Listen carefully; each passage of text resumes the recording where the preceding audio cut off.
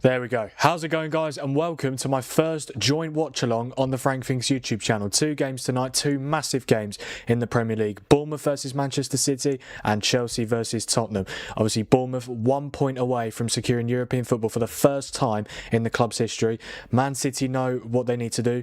They need to win to keep the title race alive going into the final day of the season. But what City also know is that if they don't win tonight, Arsenal will be Premier League champions for the first time since 2004. And in the Chelsea-Tottenham game, obviously Chelsea need to win to keep their chances of European football alive. And for Tottenham, all they need is 1 point and then they will be safe and West Ham will be relegated. So there is a chance that the title race and the relegation battle could be decided tonight. Ideally, I would love to see both go down to the final day, but we'll have to see how it goes. We've got about 10 minutes till kick-off. Before I read the team news though, I think there is one big story that we need to talk about, which is broken in literally the last half an hour. It's not in the Premier League, but it's in the Championship, which is obviously a league that I've done a few videos on. I've done two watch-alongs on it for the playoff semi-finals. Southampton have been expelled from the Championship playoffs. I'm sure most of you are aware because you've seen the news, but for those of you who are not aware, that is what's happened. Middlesbrough, who Southampton played in the semi-finals, have been reinstated into the playoffs. So the Championship playoff final on Saturday in 4 days' time will be Hull City versus Middlesbrough, not Southampton. Like, this news is honestly crazy. I mean, I've never seen anything like this happen. But if we're being brutally honest, it is deserved. Like, it is. You cannot spy on other teams, especially a team that you're playing in the Championship playoff semi-finals. Like, ultimately, Southampton fans have only got themselves to blame about this. I mean, I must say, I did not expect it. I honestly thought it would just be a fine and they'd be allowed to play the playoff final. The fact is, there's 4 days until the playoff final at Wembley, and the EFL have decided to make this decision now. It is crazy. Like, it is genuinely crazy. But I do think it is the right decision. I mean, when Leeds did it back in 2019, there wasn't a rule about it. Again, it's common decency to not spy on other teams' training sessions, but there wasn't a rule when Leeds did it. Now that there is, obviously Southampton have broken it, and that is ultimately why they've been given this punishment.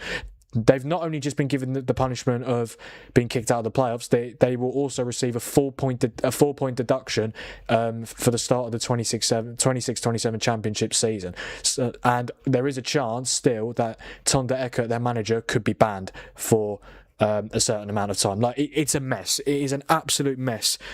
I mean, the EFL, I must say, I was not expecting them to make the decision at all. Like, it's a crazy decision to make.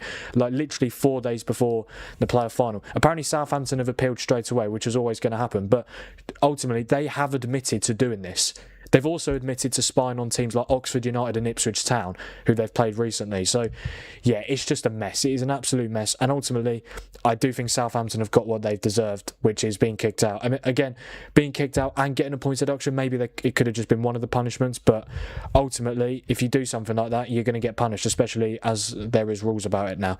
But yeah, I mean, I'm sure I'll be talking about it during the stream 100%, but I just wanted to talk about it. I will be making a TikTok about it after as well, because I haven't had the time to, because literally it came out 35 minutes ago, so I haven't had the time to film anything about it. But yeah, I'll be talking about it during the stream. With 7 minutes till kickoff in the Bournemouth Man City game, I'll read through the lineups of the Bournemouth City game and the Chelsea Spurs game, then I'll tell you what the plan is for tonight. So, for Bournemouth, in goal, Georgi Petrovic. Left back, Adrian Trufer. Right back, captain Adam Smith. Centre backs, Marcus Senesi and James Hill. A midfield two of Tyler Adams and Alex Scott. It looks like it's going to be Ellie Junior Krupi in the 10, Marcus Tavernier on the left, Rayan on the right, and then Evan Nilsson up front. For Man City, Donnarumma in goal, O'Reilly left back, Nunes right back, centre backs Gahey and Kusanov. It looks like it's going to be a midfield three of Rodri, Bernardo Silva, and Mateo Kovacic starts, with Jeremy Doku on the left, Antoine Semenyo, ex-Bournemouth man, on the right, with Erling Haaland up front. Ryan Cherky benched for the third game in a row, which is, of course, very surprising. And I will now go through the team news of the Chelsea Spurs game. For Chelsea, Robert Sanchez in goal, Cucurella left back. Seems like it's going to be Fofana at right back, centre backs Hato and Achimpong. Midfield two of Moises Caicedo and Andre Santos. Enzo Fernandez in the 10, Pedro Neto on the left, Cole Palmer on the right. Liam Delap starts up front. There is no João Pedro in the squad. Yesterday, the Brazil World Cup squad got announced and João Pedro was left out, and a day later he's not even in the squad for the game tonight against Spurs. Speaking of Spurs, their lineup is the same lineup from the game against Leeds. Antonin Kinski in goal, Udogie left back, Porro right back, centre backs Mickey van der Ven and Kevin Danso. Midfield two of Bentancur and Palhinha. Seems like it's going to be Gallagher in the 10, so playing a little bit higher up. Matthias Tell on the left, Randall Colomwani on the right, and Richarlison up front. Now, the plan for tonight is, because obviously this is the first time that I'm doing a watch along for 2 games. My plan is we're going to watch the first half of Bournemouth Man City. Then, when it's half time in the Bournemouth City game, the Chelsea Spurs game will be kicking off. So we'll watch the first half of Chelsea Spurs. But obviously, in the meantime of the first half of Chelsea Spurs, the Bournemouth Man City second half will be getting underway. But when it's half time in the Chelsea Spurs game, it'll be the last 15 minutes of the Bournemouth Man City game, which we will watch. And then when the last 15 minutes of the Bournemouth Man City game is done, we will watch the second half of Chelsea Spurs. So we're going to watch 60 minutes of the Bournemouth Man City game and the whole 90 minutes of the Chelsea Spurs game. So I'm going to miss between the 45th and the 70th minute of the Bournemouth Man City game. But what I will do, guys, I will update you if there's a goal. Up the cherries. Oh yeah, big night for Arsenal, of course. Up the Chelsea. Reece, mate, Tottenham aren't going down. I want Chelsea to win. I want it to go down to the final day, but I've lost all hope in Spurs going down because West Ham they're just a bit shit, aren't they? Look, but if it goes down to the final day, I guarantee Spurs fans will be nervous as shit. Absolutely. But I would definitely expect... surely Spurs get 1 point in their last 2. Spurs could lose both their games and stay up because West Ham have to beat Leeds, no matter what happens. Well, obviously, if Tottenham get a point tonight, it's done. But if it goes down to the final day, no matter what happens in the Tottenham-Everton game, West Ham will have to beat Leeds. So, yeah, I really don't want both the title and relegation to be decided tonight. Because don't get me wrong, obviously, final day, European spots, so many up for grabs, absolutely. But it would be nice to have everything on the line going into the final day. Because obviously, I'm doing a Premier League final day watch along. Trust in West Ham. You think I can trust in West Ham after watching them against Newcastle? That first 20 minutes was horror. Genuine horror. Spurs losing both games, trust the process. I'll believe what you say, man. I'll believe what you say. I do think they will lose tonight. Yeah, let me know your predictions. I'm going to, for both games, I think the title will be done tonight. I don't think City win. I know I said in my video that City will win 2-1, but I did specify that the only reason I'm saying a City win is to keep the title race alive. I actually don't think City win. I think it'll be a draw. I think it'll be goals as well. I'm going to go 2-2. I predicted 2-1 City in my video, but I don't care. I'm going 2-2 between Bournemouth and City, and I'm going to go 3-2 Chelsea against Spurs. I know. I could just see there being a lot of goals in that game. I mean, it's the Battle of the Bridge. It's Stamford Bridge under the lights against Tottenham. I could just see there being lots of goals tonight. Bournemouth draw and Chelsea win. That's exactly what I've gone for, Reece. Hope you're well, mate. Yeah, no João Pedro for Chelsea tonight. That's Liam Delap it's the famous Liam Delap with 1 Premier League goal. 1 Premier League goal, and his overall stats, 46 games, 3 goals in all competitions. He's got more assists than goals. I'm so glad we didn't sign him. Honestly, if Jason Wilcox managed to get that deal done for Liam Delap, honestly, there would have been riots, because he's a championship striker. My prediction is Bournemouth 2, Man City 1, then Chelsea 3, Spurs 1. You think Bournemouth win? You don't even think... City haven't lost for so long in the league, though. That's why I'm not going with them to lose. And of course, the big news coming out yesterday, still not been confirmed by City, funnily enough. Pep Guardiola is leaving at the end of the season and Enzo Maresca will be his replacement. I've seen some reports today that Pep is apparently fuming that the news has broken out now. And apparently he had to have an emergency Zoom call with his players to tell him that he is leaving, and he said sorry that he had to apologise for the news coming out, but it's not Pep's fault, is it? The Daily Mail, Fabrizio Romano and David Ornstein have all come out and said it. It's just a mess, really. I mean, when Klopp announced he was leaving Liverpool, no journalists, there was no Sky Sports, none of them broke the news before Liverpool did. Yeah, I mean, I was shocked when it was announced that Klopp was leaving, because I didn't see it anywhere beforehand. Conte leaving Napoli as well. Yes, I forgot about that. I saw that earlier. Yeah, Antonio Conte is the most short-term manager I've ever seen. I actually looked at his managerial career when I heard the news. He has not lasted more than 2 years in a job. Like, don't get me wrong, if you want short-term success, Antonio Conte's your man, but, like, this is ridiculous. Like, Atalanta, September 2009 to January 2010, that's what? A few months. Siena, which I'm assuming is an Italian team, yes. May 2010 to May 2011, 1 year. Juventus twice, but May 2011 to August 2012, that's just over a year. And then December 2012 to July 2014, that's 18 months. Then he was Italy manager for two years, Chelsea manager for 2 years, Inter Milan manager for 2 years, Tottenham manager for 18 months, and now Napoli manager for 2 years. Like, such a short-term manager. We are about to kick off here at the Vitality Stadium. Bournemouth versus Manchester City.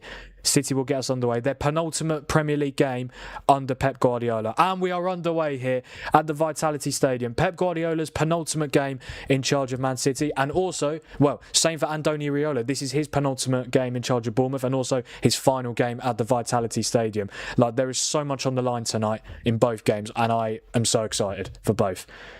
Yeah, while I'm watching Chelsea Spurs and when the Bournemouth Man City game is also on the start of the second half, I will update you guys if there is a goal, and I'll switch the channel as well to see the goal. But yeah, even though I won't be, but apart from that, I mean, we'll still be watching all of the Chelsea Spurs game and two-thirds of this game. So yeah, it's going to be a great night, I'm sure. But yeah, like Conte, so what is the most amount of time Conte's lasted in a job? I think is it with Napoli? 2 years with Napoli, 2 years with Chelsea. Yeah, I mean, it's ridiculous. Like, the bloke just cannot stay in a job for longer than 2 years. Again, if you want short-term success, he's your man. Oh, this could be a chance for Bournemouth already. Evan Nilsson's not going to get there. Yeah, for Bournemouth, it's very simple. Avoid defeat, and they will be playing European football next season. It won't be with Andoni Iraola because obviously he's leaving, but it will be under Marco Rose, who is going to be the Iraola replacement. This could be a chance for Bournemouth. It's Evan Nilsson. Oof. Here is Antoine Semenyo, obviously ex. Oh, he's giving it away, Semenyo. Tavernier. It's a chance. It's Krupi. Really good defending from, I think, was that Rodri? Yeah. Oof. Very nervous start here for City inside these first 90 seconds. Yeah, Semenyo was the one who gave the ball away. Yeah, before the game, he was clapping. The Bournemouth fans, they were clapping as well. I mean, obviously I can't hear the commentary, but I'm fairly sure he's not going to be booed every time he touches the ball. Obviously, they won't want him to score, but yeah. Here's Tavernier. I mean, most of this Bournemouth team have had amazing seasons, especially this man on the ball here, Marcos Senesi. He is leaving as well. I mean, apparently he's going to go Tottenham. Like, Bournemouth to Tottenham now is a downgrade, even if Tottenham stay up. Tottenham are a bigger club, obviously, but Tottenham are not going to play Europe next season. Just stay at Bournemouth. Or if you're going to leave Bournemouth, I can understand it, because obviously you might want to play for one of the big six. But, and I know Tottenham are a big six club, but like 17th 2 seasons in a row and no European football. Like, go to United, go to Liverpool, go to one of these clubs. But it's his choice. Also, this game impacts Liverpool as well. If Bournemouth do not win tonight, Liverpool will be playing Champions League football next season. And obviously, Bournemouth will find out tomorrow if there's a chance of them getting Champions League football, because right now they're obviously 6th. 6th place will be Champions League football next season if Villa win the Europa League tomorrow night against Freiburg in Istanbul, and if they finish 5th. Right now they're 4th, but they've got Man City away final day of the season, and Liverpool got Brentford at home, and Liverpool got a bare goal difference as well. So, but obviously, if Villa lose tomorrow night, then 6th place won't get UCL. But Villa have already confirmed Champions League football for next season, so their main focus is just winning tomorrow night. And then they'll probably be on the piss for the City game. Come on, Chelsea. Yeah, well, it is a big night for Chelsea. I mean, it's their first game since Xabi Alonso was announced as the new manager. Obviously, he's not in the dugout tonight, but I'm sure he'll be in the stadium. Yeah, right now Chelsea are 10th on 49 points. If they win, they will go up to 8th, which is a Conference League spot, on goal difference ahead of Brentford. But Chelsea's last game of the season is not easy. Sunderland away, and obviously Sunderland are also going for Europe. They're in 9th, a place above Chelsea, and 2 points above as well. So it's a massive night. Like, Bournemouth just need to avoid defeat for European football. City need to win to keep the title race alive. Chelsea need to win to keep their European hopes alive, and Tottenham need a point to stay up. Oh, chance for City. It's Doku. Doku's shot. Oh, he should do better. It was the shot on his weaker foot. He's got to do better there, the Belgian. Yeah, Semenyo does excellently to get away from Tavernier. Plays the ball to... It goes straight to Doku. Adam Smith slides in, he gets sent, but the shot from Doku is very weak. Here is Doku now, finds Rodri. Semenyo keeps it for City. I mean, if Chelsea lose tonight, their European hopes aren't done, but like Brentford would just... But Chelsea right now... I mean, to be fair, if Chelsea win their last two, they could finish as high as 7th. They can still finish 6th as well. Like, it's unlikely because Bournemouth just need a point from their last 2 games. Even if they don't get any tonight, they've got Forest away final day of the season, and Forest have got nothing to play for. So, yeah, honestly, this final day is going to be amazing. This is what I really... I mean, obviously, I would prefer Arsenal to win the league, but I don't mind if City win tonight because I want the title race to go down to the last day. And obviously, hopefully Tottenham lose, so the relegation battle goes down to the last day. Even if I don't mind if Tottenham stay up. Obviously, I want them to go down, but I don't mind it because I do feel like the Premier League does need all of the big 6 in the league, ideally. But yeah, I just think obviously with West Ham losing to Newcastle on Sunday, like that's it for me. I do think it is over because even though I think Spurs will lose tonight, they will 100% get a point against Everton. I don't actually think they'll win. I do think they will get a point, but I don't think West Ham beat Leeds. So, yeah, I mean, it doesn't really matter, to be honest. But we'll see how it goes. Oh, yeah, I wonder who Napoli are going to get to replace Conte. It's funny, they're literally... Was it yesterday? No, it was 2 days ago where... it was 2 days ago that Napoli confirmed that they had signed Rasmus Højlund with the obligation to buy. And 2 days later, Conte announces he's leaving. He did make the decision a month ago, apparently, but it's just convenient timing. But I do wonder who Napoli are going to get. I mean, they're going to be in the Champions League again next season. Conte's done a very good job, though. I mean, they haven't won the league this year, but still, they won a trophy. I think they won the Italian Super Cup. They beat AC Milan in the final. Or was it Bologna? No, I think it was AC Milan in the semi-finals and then Bologna in the final. But yeah, because obviously when Conte came in, Napoli just finished 10th as well. So to go from 10th to 1st, it seems like whenever Conte comes into a big club that finishes 10th, he wins the league. Chelsea finished 10th. Season after, Conte comes in and wins the league. And then same with Napoli, they finished 10th, and then season after, Conte comes in and wins the league. And to be fair, this season they've not been as good, but they're going to finish 2nd. They've won a trophy. Like, he's done a very good job, Antonio Conte. That's what I mean. For short-term success, he's your guy. But if you're looking for a project and a long-term project, stay away from Conte because he just doesn't stay at clubs for longer than 2 years.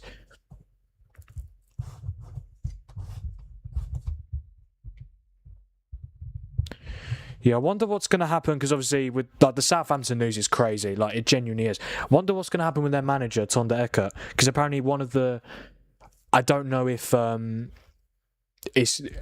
all of the punishment has been confirmed yet, but apparently Tonda Eckert could be banned. They said if Southampton are found guilty, which they have been, Tonda Eckert could face a ban. I don't know if that's off the table, but yeah, it's it's an awful situation for the EFL and Southampton. I mean, Southampton have only got themselves to blame, but the EFL, like, because ultimately Southampton are gonna appeal, but there's only 4 days to the final. How long is the appeal going to take? Like, or are they just gonna? Look, I don't know. It's an absolute mess. They're just Pep Guardiola obviously leaving his last 2 games. He's managed 592 games for Manchester City, 17 major trophies, 6 Premier League titles. Could still become 7 Premier League titles and 18 major trophies in 10 years, which is just sensational. I mean, I'm glad he's leaving. Of course I am, but it's a big miss for the Premier League, 100%. And we'll see how it goes with Maresca, but I don't know. We'll have to wait and see. Bournemouth might have a chance here. It's a good play off. Is that going to go out? No, Truffeur's going to keep it in. That could have been more promising, though. But a ball comes into the box from Truffeur, and it goes all the way out. Tyler Adams is going to keep it, though.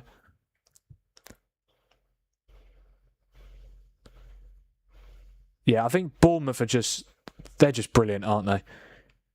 They're absolutely brilliant. And I really do hope they're not... I mean... They could play Champions League football. It's incredible. Like, it's genuinely incredible that they could be playing Champions League football. I know I say it every stream, but it's mind-boggling to me. Bournemouth, these lot have got a 10k seater stadium, by the way. 10,000. That's smaller than bloody who got relegated? Carlisle United. Yeah. who are in the National League, managed by Mark Hughes as well, Man United legend. Carlisle Stadium, I believe, has got a capacity of 15,000, 17,000. Let me have a look. Brunton Park, that's Carlisle Stadium, 18,200 capacity. And Bournemouth's is 10k. It's incredible. It's genuinely incredible. But what I will say, if Bournemouth do get Champions League, I don't know if they're going to be allowed to play in this stadium, because it's something to do with UEFA stadium rules. For example, the French club Brest, when they qualified for the Champions League 2 seasons ago, they weren't able to play in their normal stadium. Yeah, I'm not, again, because I don't think it qualifies for under UEFA. I actually don't know, to be honest. I think there will be a rule though. Bournemouth are either going to have to move stadium or they're going to have to expand. I do think they are expanding their stadium though. I think I heard about it yesterday.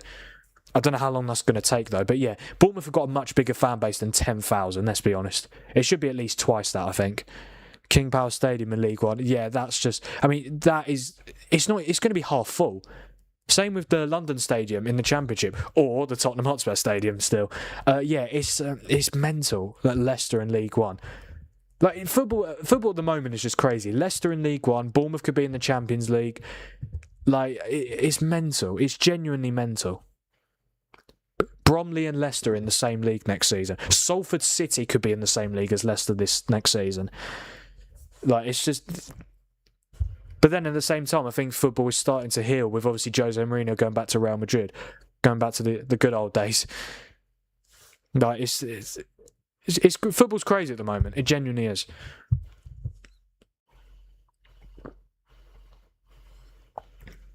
Here's O'Reilly. Yeah, no real chances so far in this game. Yeah, I'll have to change the scoreboard when it's half-time in this game, because obviously as soon as it's half-time, Chelsea Spurs kicks off, so yeah. Oh, that could have been a promising attack for Bournemouth. Alex Scott tried to find Tavernier, but Rodri with a brilliant interception, a sliding interception as well. That would have been so promising for Bournemouth if that ball goes to Tavernier. I mean, there's no point me asking, but if you're an Arsenal fan, you'd definitely rather the title be done today, wouldn't you? Yeah, I mean, of course you would. What a silly question from me. Oh, hang on. Semenyo's in, and Semenyo scores. But the flag is up for offside. Semenyo putting the ball in the back of the net against his former club, but the flag has gone up, and I do think he was just offside. He's not complaining, so I think he knows he went too early. Yeah, Kovacic finds Haaland. Does he time his... Oh, I tell you what, I think he is off, but looking from a different angle... It's a close one. It is a close one. With the they've got the semi-automated offside, haven't they? Has it been? Yeah, it's been given. Okay.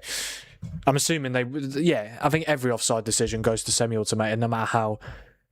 I mean, it was close. It was close, but yeah, he did look offside. A let off for Bournemouth though. To be fair, Bournemouth have started quite well, but yeah, it's just. Oh, the dog's barking. Brilliant. Here's Krupi. Yeah, I thought Krupi was going to be called up to the Portuguese national team for the World Cup. Yeah, I saw rumours about it that he was going, because he's allowed to he's eligible, to represent Portugal because of, I think one of his parents is Portuguese. And apparently Roberto Martinez actually did talk about it, but apparently Krupi wants to play for France, where he was actually born. Yeah, of course I would. I mean, we wouldn't have to deal with Palace, so we could rest our players for the final. Again, yeah, very good point. But then again, it would feel so sweet if you were to win it on the final day. Obviously, you'd rather win it tonight, so there's no stress for the final day. So it could just be a day of celebration. And obviously, because if the title race goes down to the final day, there's no guarantee you win it. That's what I mean. And it's just funny that even if you guys win the league on Sunday, you're lifting the title at Selhurst Park. Your first title in 22 years, and you're not going to be able to lift it at the Emirates. But then again, do you care? I don't think you should care that much. Kusanov with a shot, and it goes well wide. I mean, let's just say City win tonight. You should still beat Palace. I don't think Palace... Glasner said they're not going to rotate, but I don't know. I mean, when he was at Frankfurt and he was in the Europa League final with them, because about 4 years ago... Yeah, about 4 years ago when they played Rangers in the final, Frankfurt had their last Bundesliga game of the season just before, and Glasner... didn't rotate, even though Frankfurt were like 13th or 14th in the league, something like that. They had nothing to play for, but he still played his strongest team. And then obviously Europa League final, they won on penalties as well. So yeah, we'll have to wait and see how that goes. I hope he doesn't rotate, to be honest. Could have been a chance there for Bournemouth if Tavernier had it, but it's good defending from Gahey.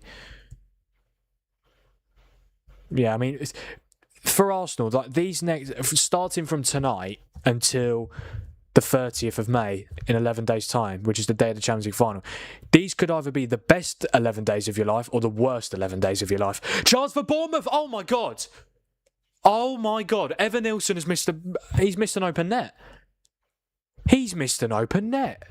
He wasn't offside, was he? Oh, that is terrible. Trufer, brilliant pass to Krupi. Tavernier, yeah, he's onside.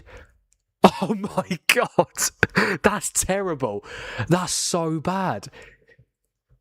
It's amazing football from Bournemouth. How has he missed? Did it bobble just before, or did he when he kicked it? Did he make it bobble? I don't know. Oh, that is terrible. Bournemouth should be winning. That is one of the misses of the season. And if you're an Arsenal fan, you are livid with Evan Nilsson. I don't know what City are doing, but a handball's been given. It's not much of a big deal. I mean, the trophy's still coming to the Emirates. I will go to the parade, by the way. Oh yeah, of course. Yeah, you'll have the parade.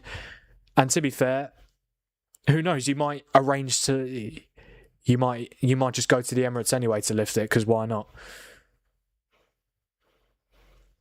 How has he missed that? What the fuck is that? Honestly, mate, I can't believe that. And they said it would have been not just a big goal in the title race, but for Bournemouth as well. They only need a point for Europe. Obviously, if they win tonight, do they confirm 6th? Yeah, yes. Yes, if Bournemouth wins, well, they could still finish as high as 5th, but like they would definitely finish Bournemouth in the top 6 of the Premier League is unbelievable. Like that's crazy. They've only lost 7 games all season, and they haven't lost since January. Like Iriola should be if Bournemouth get in the Champions League, Iriola should be given a statue, genuinely, because what he's done is unbelievable. But yeah, you'll absolutely go to the parade if Arsenal win it. Well, to be fair, I actually don't think you'll have the parade. You'll have the parade after the Will you wait until... See, this is the problem now, because let's say you win the league on Sunday. Yeah, let's just say City win tonight, but then you beat Palace on Sunday, you win the league. Do you do the parade straight after, like a day or two after, or do you wait until after the Champions League final? Because you could have the Premier League and the Champions League for the parade. But what if you don't do the parade after you win the title, and then you lose the Champions League final? Like, obviously, winning the Premier League, it's amazing, absolutely, but you will be heartbroken if you lose the Champions League final as well. Yeah, I don't know, man.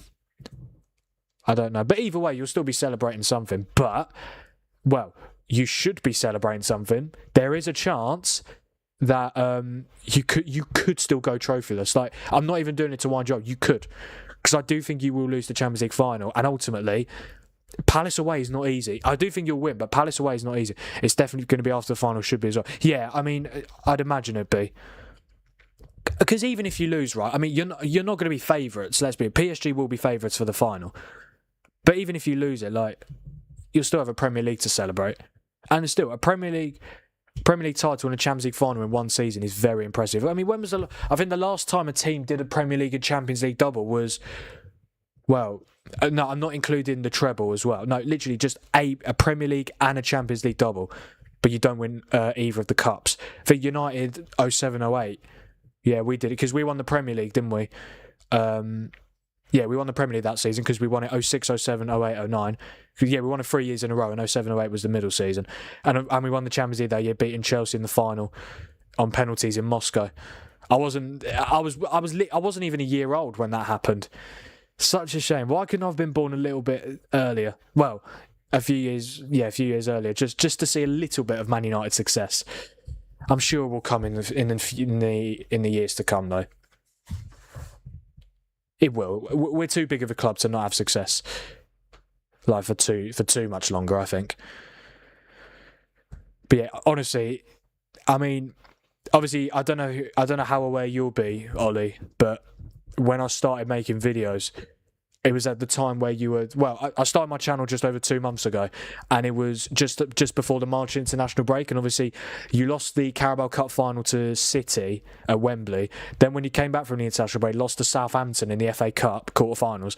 Then you lost to Bournemouth. Then you lost to Man City. Not in a row, but like in that period. Obviously you had Sporting in the Champions League quarterfinals, sorry. But yeah, that was that mini period where you lost 4 games in 6. And I kept calling you guys the nearly men. Because, like, very good team. Yeah, I haven't called you the nearly men for ages, man. This could be the final day. I'm going to say I'll say one more time just in case, yeah. Arsenal, a.k.a. the nearly men, could be champions tonight.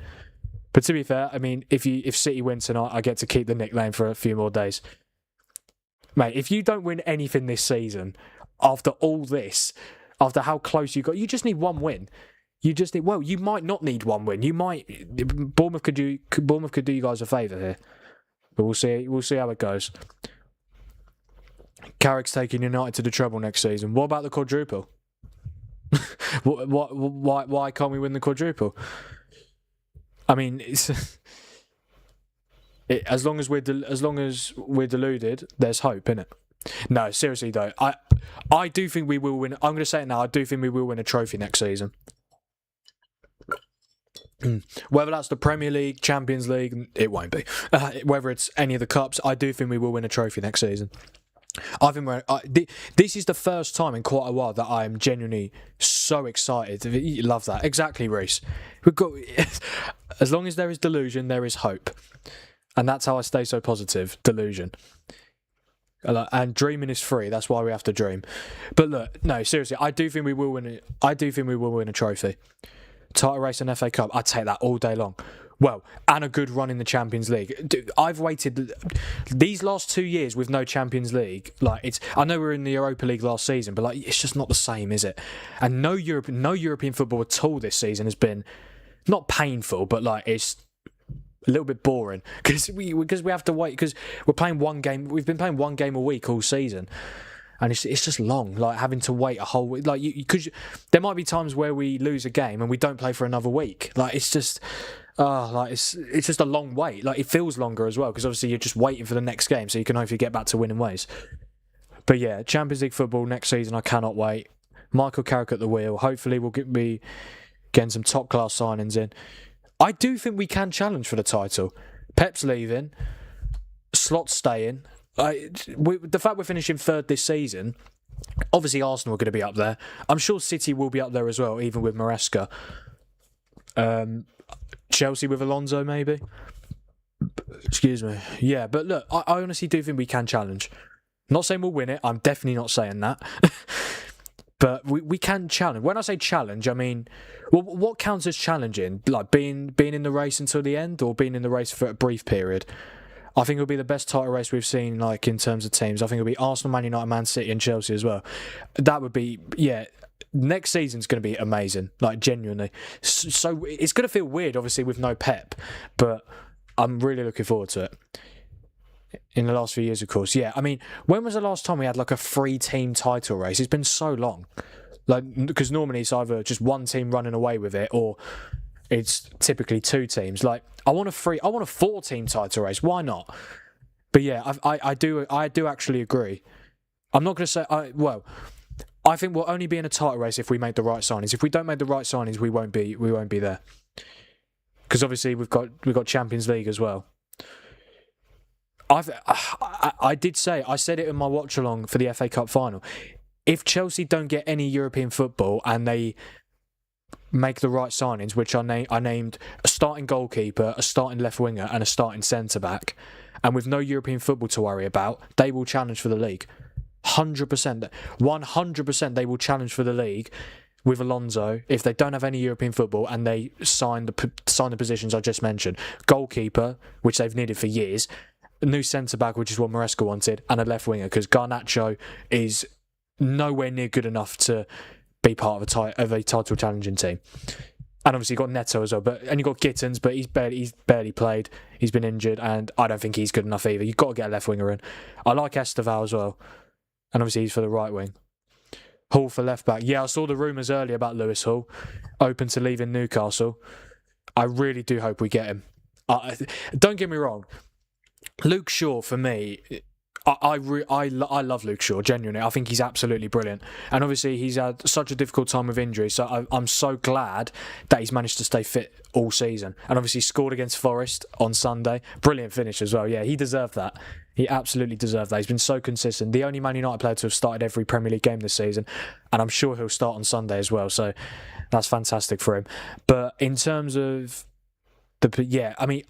I obviously want us to sign Lewis Hall, but Luke Shaw should definitely stay, but Shaw will be a backup. And again, we're going to need Luke Shaw.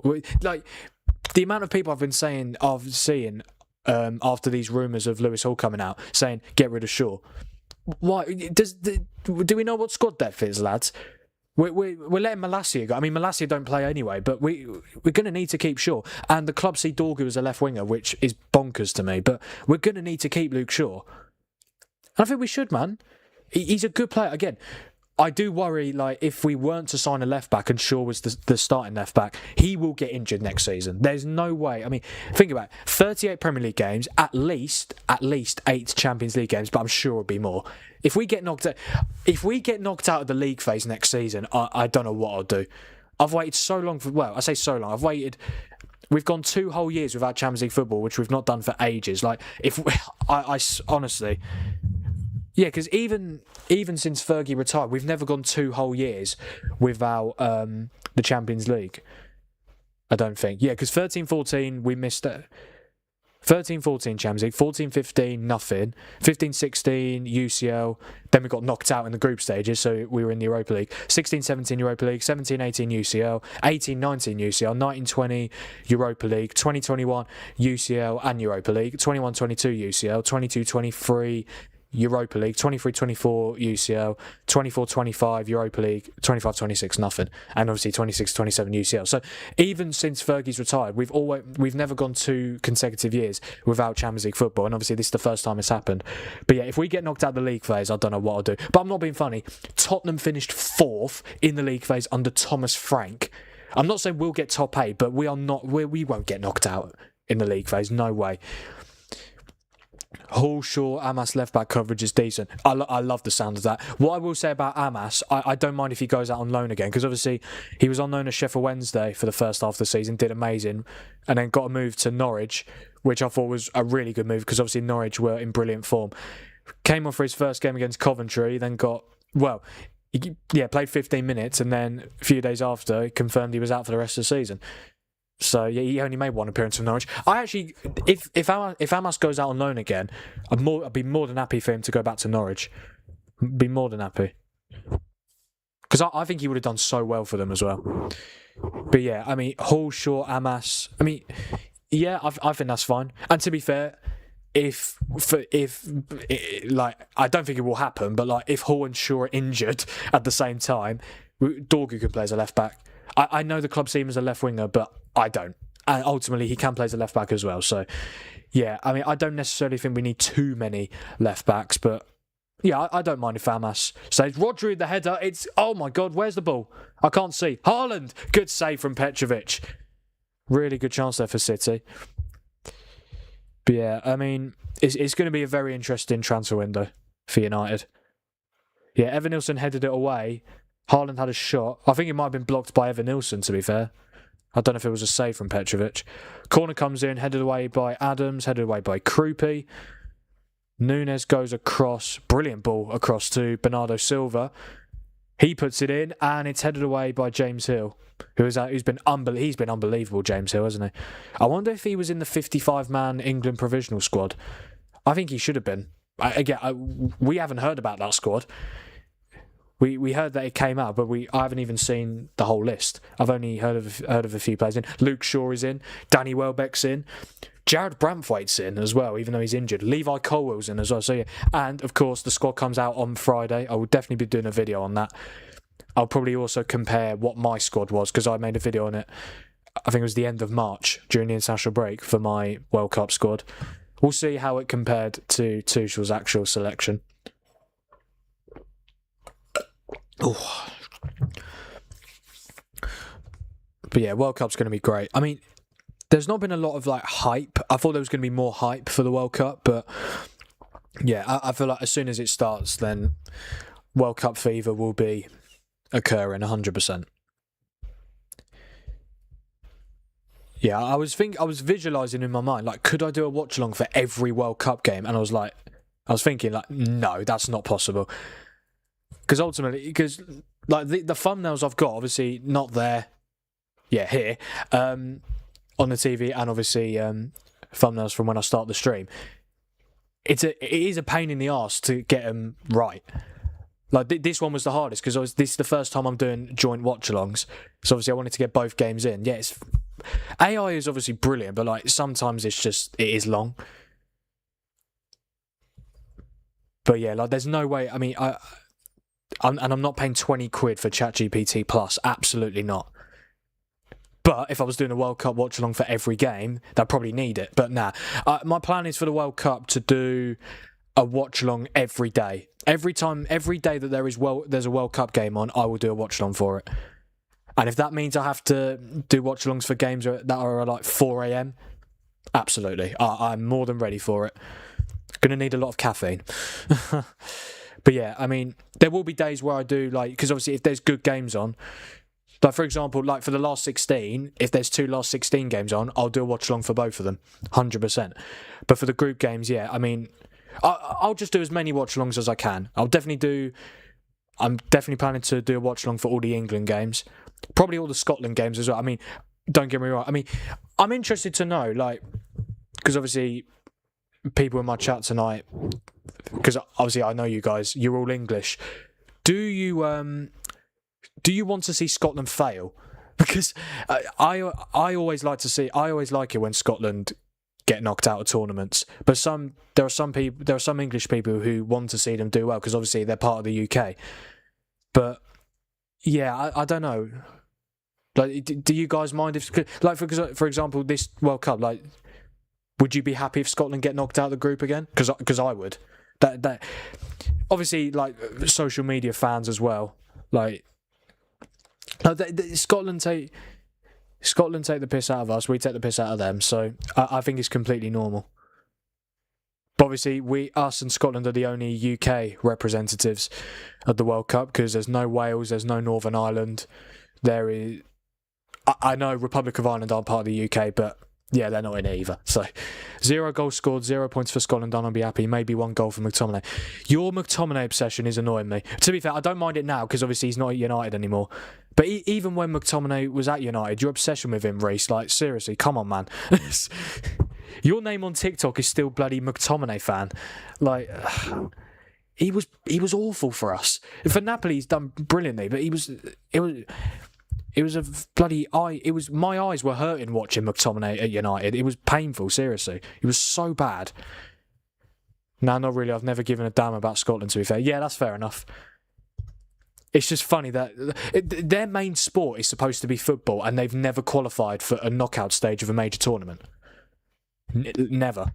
Which is crazy. I mean, I thought they'd been in. I thought they would have been in the knockouts at least once before. But when they got knocked out of the group stages at the last Euros, I saw the stat. I mean, it's incredible. And to be fair, their group is not easy. They've got Brazil, haven't they? Yeah, they've got Brazil, Morocco, and Haiti. But to be fair, now that there's more teams in this year's World Cup, and the fact that 8 of the 12 third-place teams in the group will qualify, if they don't qualify this time, they'll never get out of a group again. But they've never been out of a group before anyway, so McTominay slander won't be tolerated. He's still my GOAT. That's fine. No, but to be fair to McTominay, he is doing well at Napoli. Like, really well. 10 goals, 3 assists this season. Yeah, 13 goals last season, 14 goals this season. To be fair, in his last season at United, he did all right. I'll give him that. 10 goals, 3 assists. But I always felt like he was a better goal scorer than a midfielder. Yeah, which is just... Like, I feel like the only reason he played so many games is because he came through the academy and he's a workhorse. Like, in terms of bloody hell, Semenyo's run that out of play. But yeah, I mean, when McTominay was at United, I think it was the 21-22 season, because he was starting like pretty much every game. I called him the worst player of all time, and I meant it as well. I genuinely meant it. I think I said it to you as well, Reece, when we were at school. Like, I said that McTominay is the worst player of all time. I genuinely meant it. So I'm not saying it to just over-exaggerate. Like, I couldn't think of a player who... He was so bad. He couldn't pass the ball forward. Like, every time he got the ball, he played it either sideways or backwards. He never showed for the ball. Normally as a midfielder, like, whenever you're a midfielder, you always want to show for the ball. McTominay never did that. What he would do, he would come up with the occasional goal, passion and desire, and don't get me wrong, passion and desire can only get you so far. You've got to have some technical ability, and he had none of that. And the reason he's doing well at Napoli is because it's an easier league. What I will say, if we play Napoli in the Champions League next season, I'm not one of these people. I don't despise him. I don't despise McTominay, but I would definitely not want... I saw Nicky Butt on his podcast with Paul Scholes and Paddy McGuinness today. I saw a TikTok about it. They were being asked about Man United midfield options, yes or no, would you take this player? The last player was Scott McTominay. Nicky Butt said yes, he would take McTominay back. Do we ever learn? We could go for Anderson, we could go for... Who else? There's loads, come on. Belieber, Mateus Fernandes, Alex Scott, Tchouaméni, and he wants bloody McTominay back. Like, can we... Seriously? McFred will be remembered as our best midfield duo ever. None of this Scholes and Keane nonsense. McFred gives me nightmares still, mate. Scott McTominay and Fred... When we had Paul Pogba playing on the left wing to accommodate McTominay and Fred. Oh, man. To be fair, we finished second with that midfield duo, but honestly, I'm so glad that neither of them are at the club anymore. To be fair, as individual players, they're not awful. They're not. I mean, when I said McTominay is the worst player of all time, I did mean it, but to be fair, I was 14 when I said that because it was 21-22. And I was born in 2007. Yeah, I was 14 at the time. Like, sometimes I can get ahead of myself and just think, oh, he's so bad, he's the worst player ever. But no, he's not, obviously. I didn't rate him while he was at United at all, but, like, he's not the worst player ever. But I really liked Fred as an individual player, not when he was with McTominay. Fred was brilliant. Like, he was a workhorse. Yeah, Fred under Ten Hag was brilliant. I'm really surprised we let him go.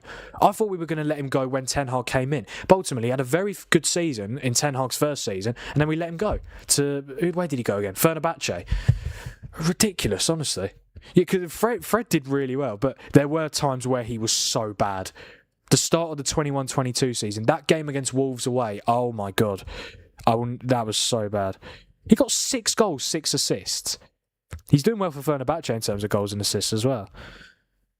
Yeah, I mean, he was all right. He was all right, Fred. Anderson and Mateus Fernandes for the midfield signings. Wait, I think you forgot to say another midfielder. We can't just get 2 midfielders. No. We need at least 3. Casemiro's leaving. Ugarte will leave. Our only midfielder is Kobbie Mainoo. He is our only midfielder at the moment. Anderson, Mateus Fernandes. I want to say Tchouaméni as well, but we're not going to get all 3 of them. We're not going to get Anderson and Tchouaméni, I think. It'll be one or the other.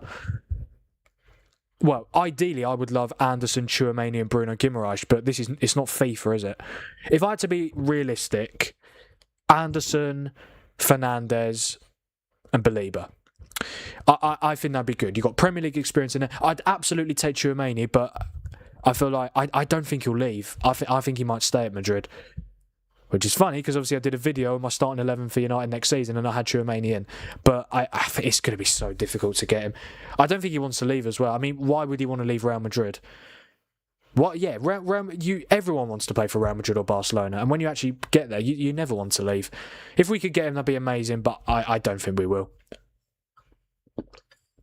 I feel like the fact that now Pep is leaving, it definitely increases our chances of getting Elliot Anderson, 100%. I don't know if we're ahead in the race to get him, but our chances are definitely much stronger than they were before the news came out about Pep, definitely. And can I just say, Ratcliffe, Wilcox and Barada were in attendance at Old Trafford on Sunday. Elliot Anderson got 2 assists. Like, if they cannot... He has to be... For me, he has to be the number 1 target. He's unbelievable.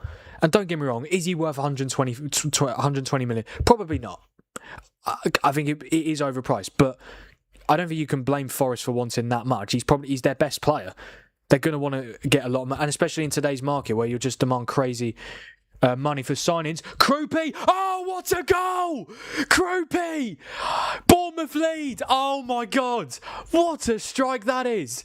He is unbelievable, isn't he? He's absolutely amazing. Eli Junior Kroupy, on the day that he missed out on the Portuguese squad, because obviously he decided to play for France, he has given Portugal... Bloody hell. He's given Bournemouth the lead. Oh my God, what a goal as well. It's actually happening. Arsenal are actually going to win the league tonight. Oh my bloody God. What a goal that is. I'll respond to your chat in a minute, Reese. It all comes from... Alex Scott has got it. Yeah, it finds Tavernier. I must say, the pass from Tavernier is excellent. Finds Adrian Truffert. It's a brilliant pass to Kroupy. Does anyone fancy marking him? Does anyone fancy marking Junior Kroupy? No, they don't. Kroupy takes a touch. The finish is outrageous. Donnarumma doesn't even dive. I mean, even if he did, he wouldn't have got it. Oh my God, that is an amazing finish. Iriola just gives it one of them. He's such a good manager, isn't he? He's unbelievable. Bloody hell, I forgot to change. I need to change the scoreline. 1-0 to Bournemouth, 5 minutes before half-time. If I'm being totally honest, not a lot has happened in this game. Oh my God, Bournemouth are in again. It's Kroupy. Oh, he should score again. I think he might be offside. Brilliant defending from Gahey. Bloody, what is City doing? My God. Ineos won't spend for free, but Tchouameni / Bruno G in there too is ideal. Yeah, I mean, the fact that we spent 200. What we spent over 200. Wait, hang on. What happened with this? Oh my God, it's schoolboy. Is he onside? Oh, he's miles offside. Kroupy's miles offside. But it's brilliant defending from Gahey. Or did Gahey get back, or was it just a poor shot? Let me have a look. Let's have a look. Does Gahey get a touch? Yeah, he does. Brilliant defending from Gahey. Yeah, I think we have to sign 3 midfielders. I mean, I'm not being funny, right? We spent over 200 million last summer without any European football. The fact we've got Champions League, we need to spend twice the amount we spent last summer, I think. If we want to actually challenge for the league, we've got to do that, in my opinion. But yeah, if I had to choose, I've got to be realistic as well. Anderson, Fernandes, Belieber. I think that's a brilliant... You've got different profiles in there as well. Anderson, let's just say Anderson will be about 100 mil. Belieber will be about 60. And Fernandes, because West Ham are most likely going to go down tonight. Well, maybe not tonight, but they will go down. He'll be about 40 or 50. So that's just over 200 million on midfield signings. Plus, obviously, maybe Lewis Hall. Maybe a backup striker. Yeah, I mean, I think it's doable. We have to sign 3 midfielders, though. Kobbie Mainoo and 2 other midfielders is not enough. We need at least 4 midfielders at the club. What a goal, Kroupy. I fucking love you there. Yeah, if you're an Arsenal fan, you're in dreamland at the moment. Again, City could still win, but what a strike from Eli Junior Kroupy. What a season he's had. He's not in the France squad, is he, for the World Cup? He should have just switched his allegiances to Portugal. He would have definitely got in. Psychology paper 2 tomorrow and Arsenal League winners. Wrap it up. Reese, why do you want City to win the league? You're a United fan. Honestly, the amount of United fans I've seen is particularly Twitter more than the likes of Instagram and bloody TikTok and all that. It's more. I see it more on Twitter. Why do so many United fans want City to win the league? Local rivals. And they get closer to our Premier League titles, and Pep leaves with a Premier League title. I don't want that. And don't get me wrong, I don't like Arsenal. I really don't. But I don't want City winning the league. I don't want Arsenal winning it either. I just prefer them to win it. But why? You don't want City winning the league, surely. It's either Arsenal or City. I mean, you've got to pick one, innit? Hate Arsenal more than City to us. You can't be serious. Do you really? Oh, come on now. Do you know what it is, right? I feel like our rivalries with Liverpool and City are more club-based rivalries. Just hear me out. Don't get me wrong, we have a club rivalry with Arsenal, but I feel like we have a bigger fan-based rivalry. Honestly, United and Arsenal fan base rivalry on social media is mental. Like, genuinely mental.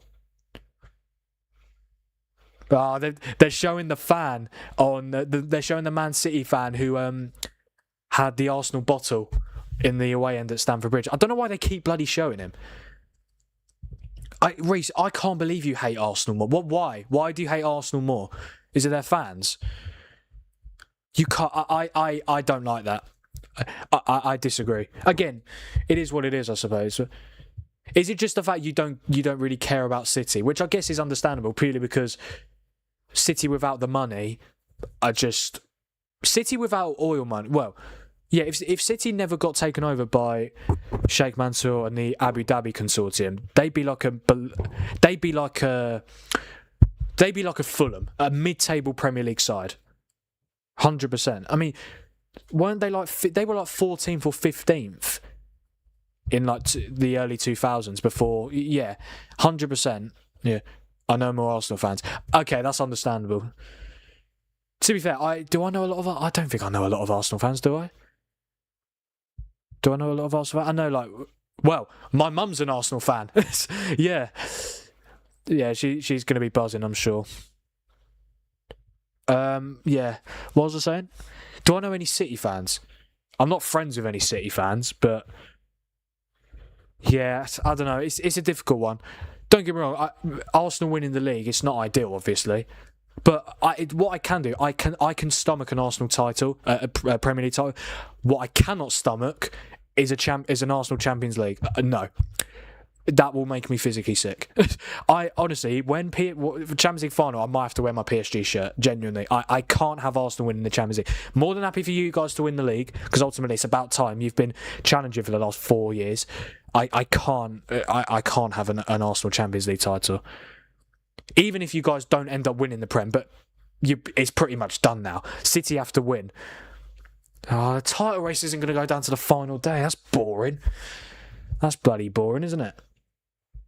As long as Chelsea beat Spurs, that's okay. If the title and relegation is decided tonight, I'm going to be fuming, man. What else did you say, Roo? Oh, psychology paper 2. Oh, good luck. Good luck tomorrow, mate. How are your A-levels going, all right? What A-levels do you do?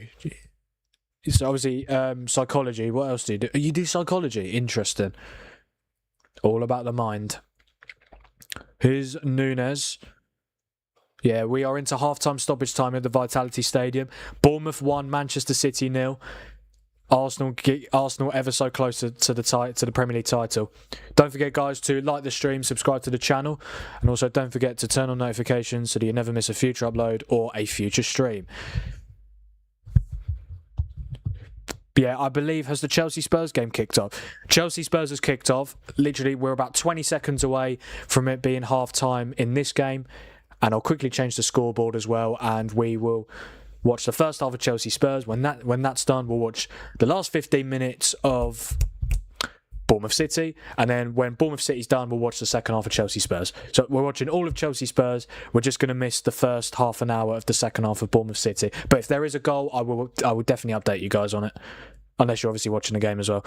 Donnarumma claims he's gone down. And it's half-time at the Vitality Stadium. It's Bournemouth 1, Manchester City 0.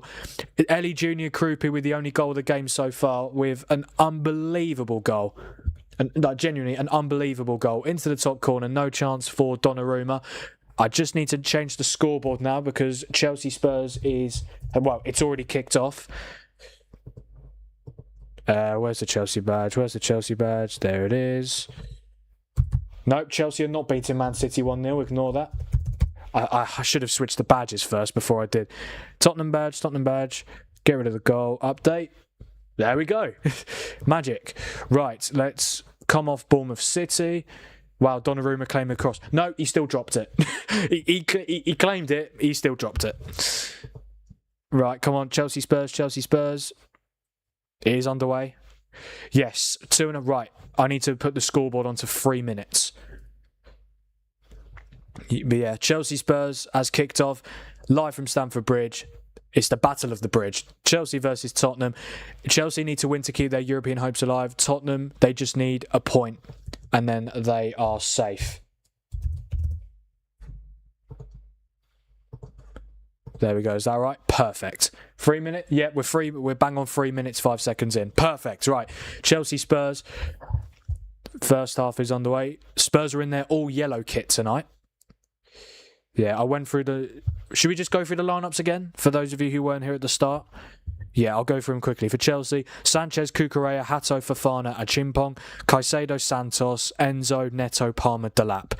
Tottenham, Kinski, Udogi, Van de Ven, Danso, Porro, Bentancur, Palhinha, Gallagher, Tell, Kolomoani, Richarlison.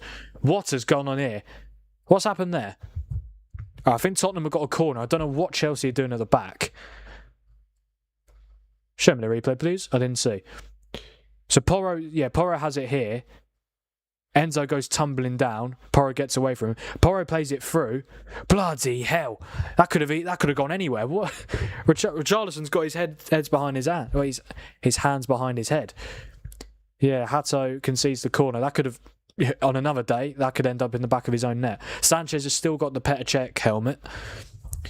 Chelsea have conceded 11 goals from corners this season, which is the second most. Spurs have scored 17 goals from corners this season, which is the second most.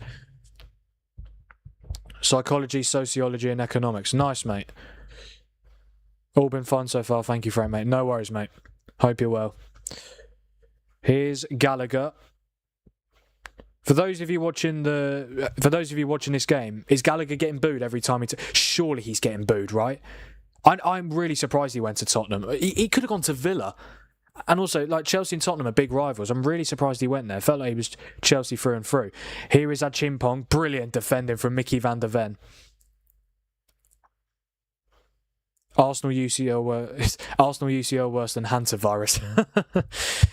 Is hantavirus even threatening, or is it just are people overreacting?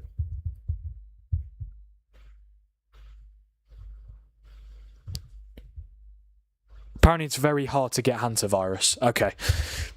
Yeah, and apparently it's not going to be like COVID, which is obviously good.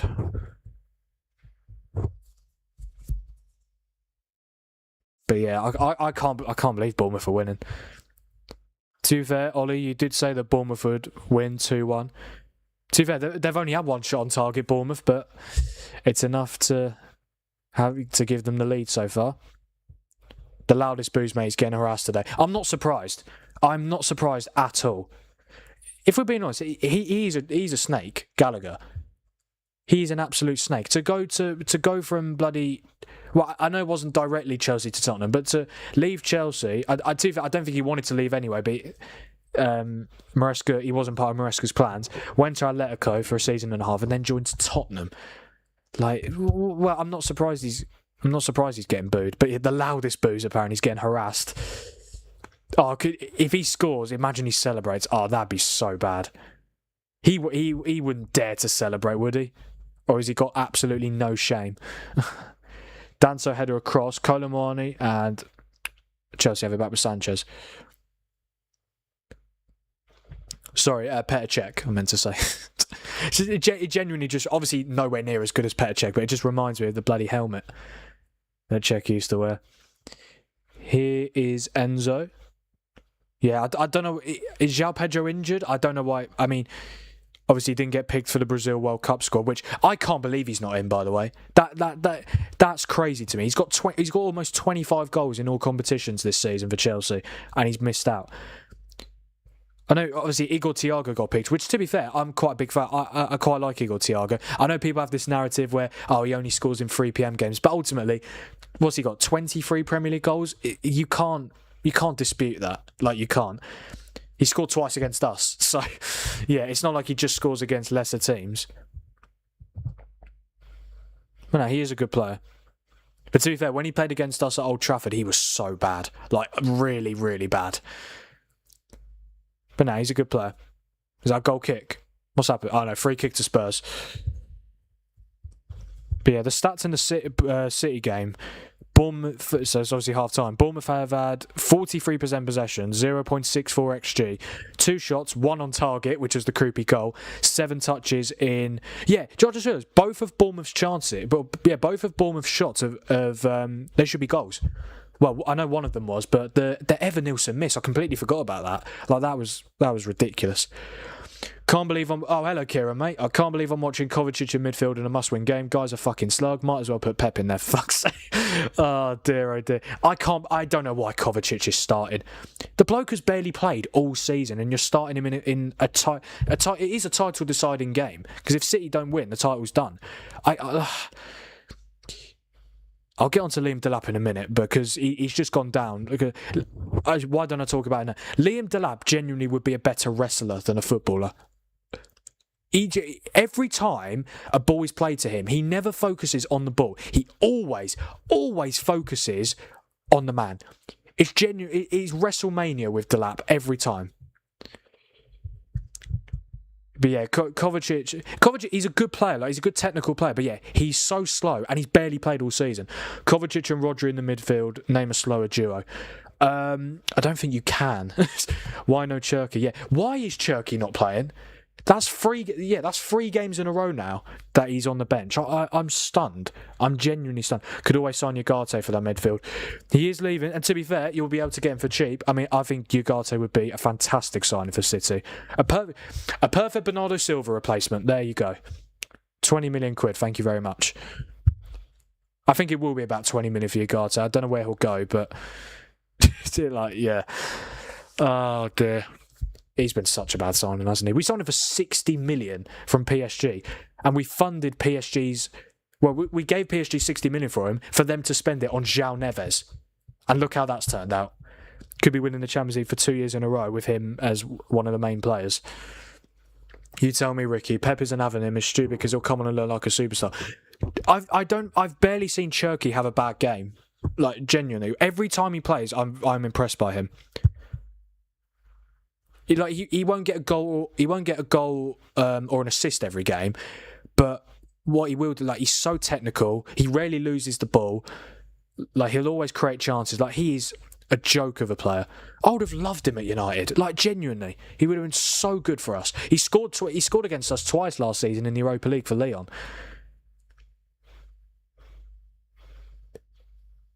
Porro with the cross. Chance. Oh, is that in?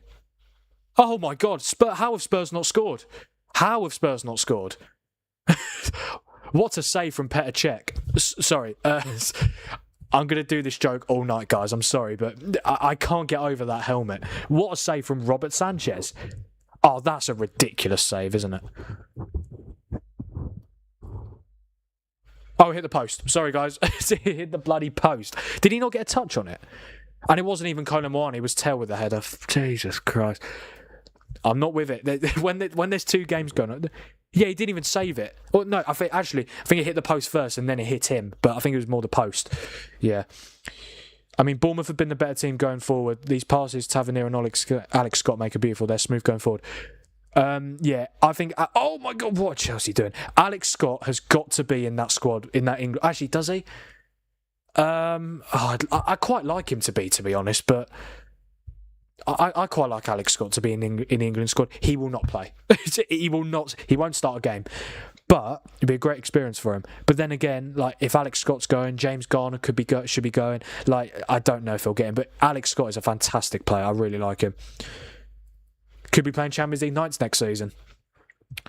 Ugarte is one of the players of all time. That is certainly one way to describe him. One of the players of all time. I mean, it's true. He is one of the players of all time. What a waste of 60 million quid. I'd rather Reinders than Kovacic. At least he can move. What was the point of signing Reinders? Genuinely, what was the point of signing Tijani Reinders? Because he was starting games at the start when he joined. But this is what happens at City. I've said this before. City make too many unnecessary signings, in my opinion. Why did they sign two goalkeepers this summer? Why did they sign Donnarumma and Trafford? Why did they sign Reinders when they had a lot of midfielders already? Who else did they sign? To be fair, Cherky was a good signing, but even Cherky can't start anymore. Like, I don't even know. But yeah, Reinders, yeah, if you're not going to start Cherky, obviously Rodri and Bernardo Silva are going to play.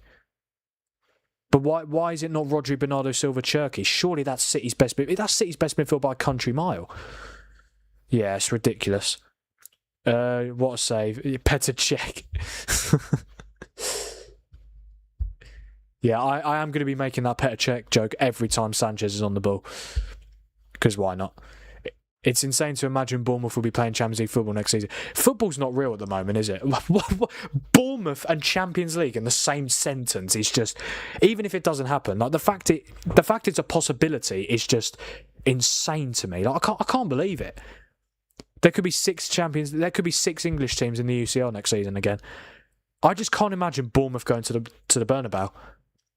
It just doesn't. Palmer, oh, good save, Kinski. By the way, Kinski, what a redemption he's had.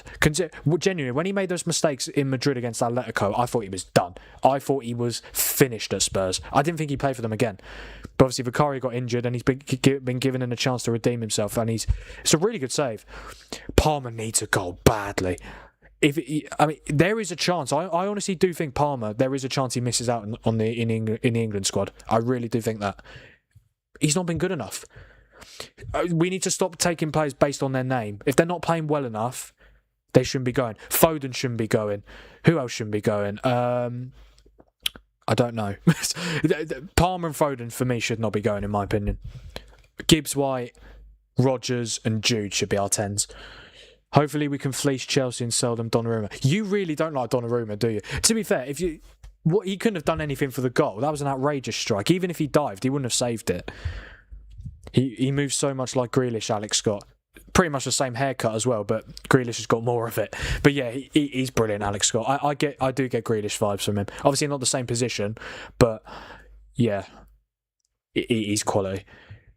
He started so well, just had a little rough period and lost all his confidence. I don't even know. You talk about Reinders. Yeah, Reinders was scoring well. Yeah, Reinders, what's his stats this season? In all competitions, yeah, he's got 7 goals, 7 assists. He's doing well. But he just doesn't play anymore. Like, since the international break, he's only made 3 appearances. It's crazy to me. Don't get me wrong, I'm not saying he should start every game, but he should be getting a lot more minutes than he has been. Caicedo's down here. I think it was a challenge. I'm starting Palmer over Rodgers all day. Are you, though? No. But Gibbs White should start Kieran. Yes, finally. Someone agrees with me. I've been saying Gibbs White should start the World Cup for ages. Gibbs White is the best 10 we've got at the moment. He's better than sounds crazy. Look, is he a better player? Probably not. But again, we have to reward players based on form. I'm not saying for every position, but we've got to I think Gibbs White's got to start. Do I think he will? No. If he's not even in the squad, I guarantee there is a chance he won't be in the squad. I'm telling you now. I've got a really bad feeling that squad is going to annoy me on Friday. I can't wait to make a video on it, honestly. Oh, hello, Aaron, mate. What's your prediction for the game? Obviously, you're a Chelsea fan. Gibbs White is unreal, but I'm still playing Palmer. Why, though? Why? What has Palmer done this season to deserve it? Or even recently, the bloke can't score. Palmer in 2026. Now, look, I do still rate Palmer, but what is the point of starting him if he's not in form? I'm just looking at the guy hasn't got a goal contribution since the 4th of March. How many appearances is that since then? 1, 2, 3, 4. 2 England games as well. 5, 6, 7, 8, 9, 10, 11, 12. Not including this game because it's just started. 13 games without a goal or an assist for Cole Palmer. And I know we haven't mentioned him yet. Phil Foden, 27 games without a goal. None of our... It's literally just Gibbs, White and Rodgers, the only 10s in good form at the moment. Who else is... Bloody hell, who else are we... Jude. I mean, Jude, based on names, it should be Bellingham, but he's... Don't get me wrong, he's still had a better season than Palmer and Foden. Bellingham has, but yeah. Gibbs White should start, yeah. Gibbs White or Bellingham in the 10, I do agree. Or Rodgers, yeah. I'm taking Gibbs White over Palmer all day, though. So am I. And I love Palmer. I really do. I think he's brilliant. But he has got pretty much no confidence at the moment. And I feel like we do need to reward players based on form. Enzo Fernandez with an absolutely brilliant strike. It's the captain for Chelsea and they lead at the bridge. Enzo Fernandez, what a player, man. What a strike. I mean, Palmer had a similar shot, but from a little bit closer a few minutes ago. But that is absolutely sensational. Enzo Fernandez, Chelsea 1, Tottenham 2. Chelsea 1, Tottenham 0, and it looks like, and as it stands, Tottenham's terrible record at Stamford Bridge is going to continue. Neto plays it across to Enzo. That is outrageous. Outrageous from Enzo. Oh, mate. Did it take a slight deflection off Bentancur? I'm not sure. Right, this is the last replay. I need to be able to tell. Enzo's shot. Does it take a deflection? I think it might do, you know. But if it is the slightest deflection. It doesn't change it. It doesn't change. Kinski, nah, no chance for him. What a strike that is. And then De Zerbi just goes back towards the bench. Not ideal for Tottenham. They'll be fine. Tottenham will be absolutely fine. They're not going to... I know we all want it to happen. They're still going to stay up, even if they lose tonight. Do any of you actually think Everton are not... Well, to be fair, Tottenham just need a point. Tottenham are not losing to Everton. No way. And to be fair, even if Tottenham lose to Everton, we have to rely on West Ham to beat Leeds. Leeds are one of the most informed teams in the league. To be fair, what I'm doing, I'm saying this stuff just to... Because if Tottenham were to go down, I could just say, oh my God, I can't believe it. I wasn't expecting it. That's my future centre mid. Kieran, that's fine. You can have Enzo. We'll have Anderson. Yeah, I think that's fine. That's a strike. Yeah, unbelievable from Enzo. Yes, relegate him. Look, to be fair, as it stands, the relegation battle is going to the final day. That was poor. Oh, what's happened? How's O'Reilly not scored? This is the problem. I know this is going to happen because obviously I'm watching. I can't have. Well, I don't think I can have both games on at the moment. Actually, I could. Let me try and sort this out. I might be able to put the Bournemouth City game on my phone. Oh, I'm not logged into Sky, for God's sake. Oh, Dad, you're here. Can I have your details to log into Sky? just on my phone, so I can have Bournemouth City on my phone and then Chelsea Tottenham here. I need your... Is it just your normal email? You don't have to say it. I know what your email is. Because I kind of do want to watch both games. I know I've got alerts on, but like apparently O'Reilly should have scored. I have no idea what the chance was. Sat in a sports bar in Vegas and they have both games on. I am jealous. I am jealous. Don't get me wrong. This is a good setting. I've got a Pepsi here. Cheers. But yeah, If Dad, if you could just tell me. You don't have to say what. Just is it your email for the Sky login? Because if it is, then we could have both games on and I could actually react to both. But obviously, I know there's people in the chat that are watching the City, watching both as well, which is fine. But yeah, do keep me updated on big chances, guys. So apparently O'Reilly should have scored. Oh, apparently Petrovic made a save. It wasn't. I was just assuming that he missed it was off target. Bournemouth players called into action early. Haaland plays O'Reilly through. The latter, Petrovic makes a superb save to palm the ball away. Oh, wow. Okay, fair enough then. Fair enough. So as it stands, the title's being decided tonight, but relegation isn't. What a strike from Enzo, by the way. I tell you, Tottenham just cannot win at Stamford Bridge. Their record here is terrible. Tottenham have only beaten Chelsea at Stamford Bridge once in the Premier League era. 2018 that was. Bloody Dele Alli scored twice. That's how long ago it was. I mean, 8 years ago. It's not too long ago. But obviously, considering the fact that Dele Alli pretty much he doesn't play football anymore. He's not retired, but he hasn't played for so long. Foul by Conor Gallagher. No surprise there. The bloke is a walk-in yellow card.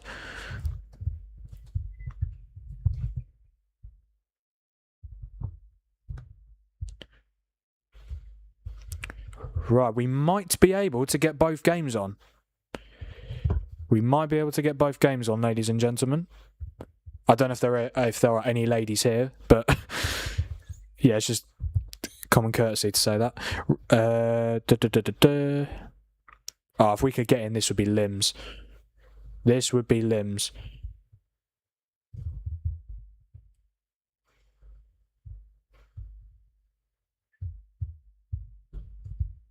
Oh, Cucurella could have a chance here for Chelsea. He's in the box. There is no options.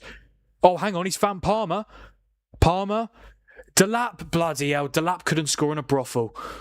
That's a really good chance for Chelsea.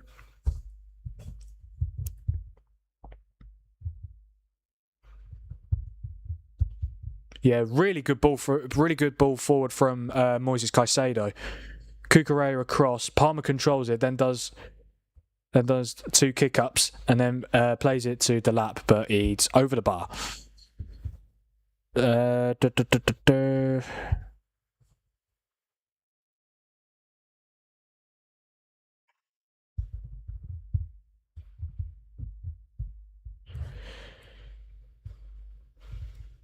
Yeah, I'm just in the process, sorry guys, of just trying to get both games on at the same time.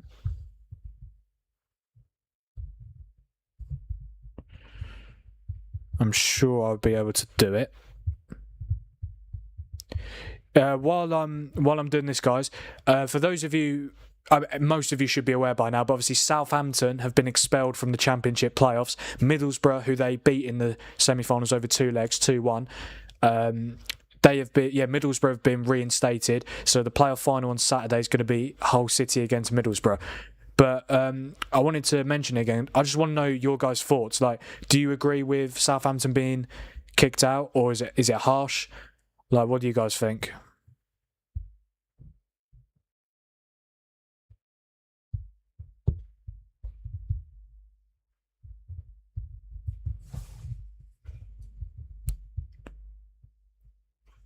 Here's Cucurella again. He finds... it was going towards Neto, but it's headed out by Matthias Tell, and it is going to be a Chelsea corner.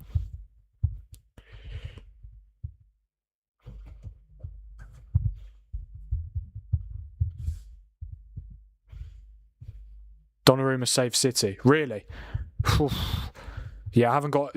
I'm assuming it's still 1-0. I haven't got any alerts about it. Brilliant play from Bournemouth, really. Wow. Yeah, if Bournemouth score again, the title's done. The title is done.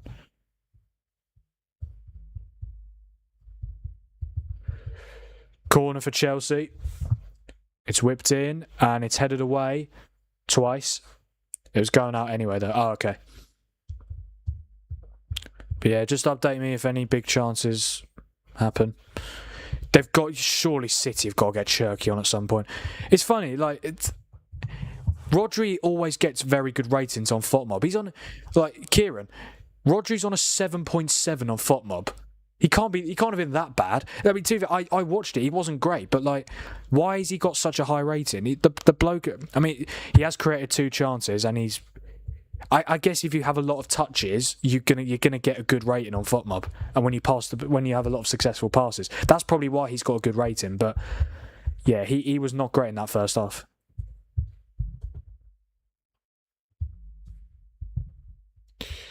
Here is Bentancur. Yeah, that's strike. But I must say, both goals so far tonight have been absolutely sensational. Genuinely brilliant. What am I pressing? I'm still not quite logged in just yet. We are getting there.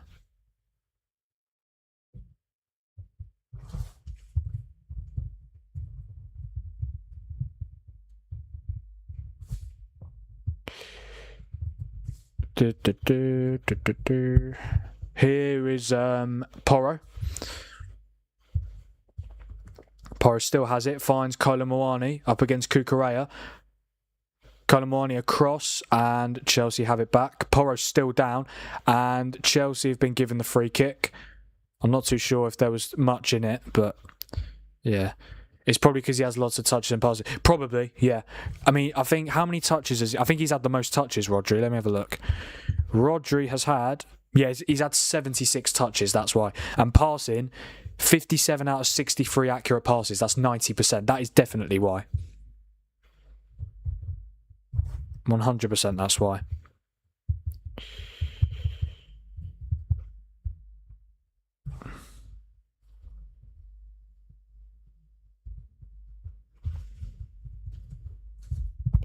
Here is Palmer.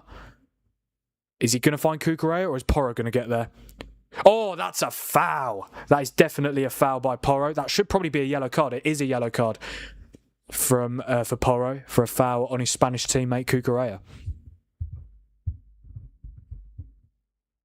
Yeah, Cucurella got there first. It was a really good... I'm telling you now, if he gets away from Porro, worrying signs for Spurs.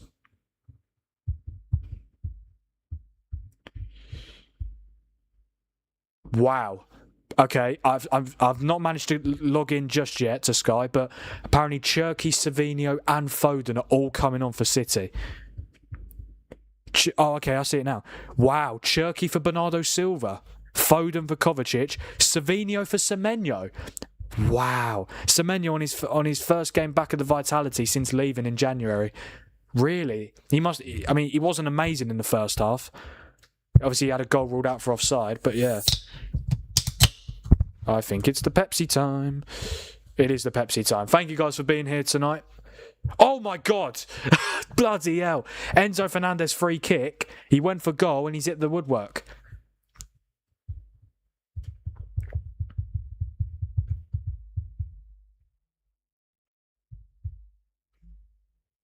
Yeah, that is an outrageous strike. Off the bar. I mean, to be fair, Kinski probably had it covered anyway. I think it's very unlikely he was going to score from there. Here is Matthias Tell. Obviously scored a stunner for Spurs in their last game against Leeds, but then gave away a penalty, which is why I finished 1-1.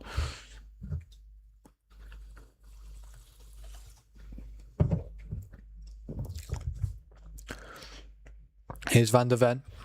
So yeah, triple change for City. I mean, Pep had to do something. You've got to change something. Is that not a foul by your doggy? Yeah, I was going to say, of course that's a foul by your doggy.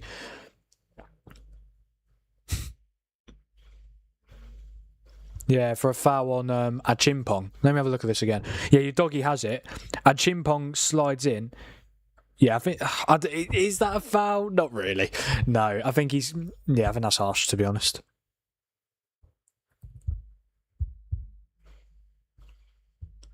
Yeah, Semenyo apparently got a nice applause from the Cherries fans.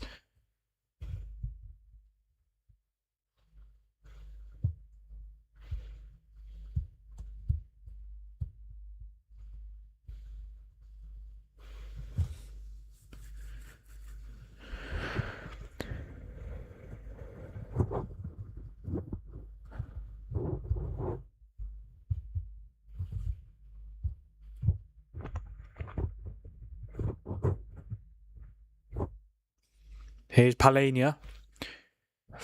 And he's giving it away. Here's our Chimpong. Oh, bloody hell, that's a hand. That should be a handball, I think. He'll give the free kick now, won't he? I knew it. I knew he was going to do that. That's so obvious that he's giving the free kick there. It was so obvious. Every time they buy that foul. Every time. Whenever a player's in a corner and you've got a player behind you, if they go down, they're always going to... It's just not a foul, is it? It's really not.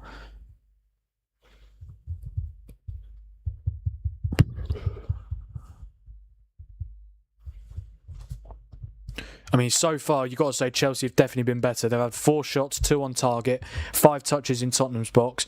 They've had less possession, but ultimately, possession is possession at the end of the day. It's definitely not one of the most important stats. Tottenham have had 1 shot, none... Wait, they've had none on target? Oh, yeah, because they hit the post, didn't they? Yeah.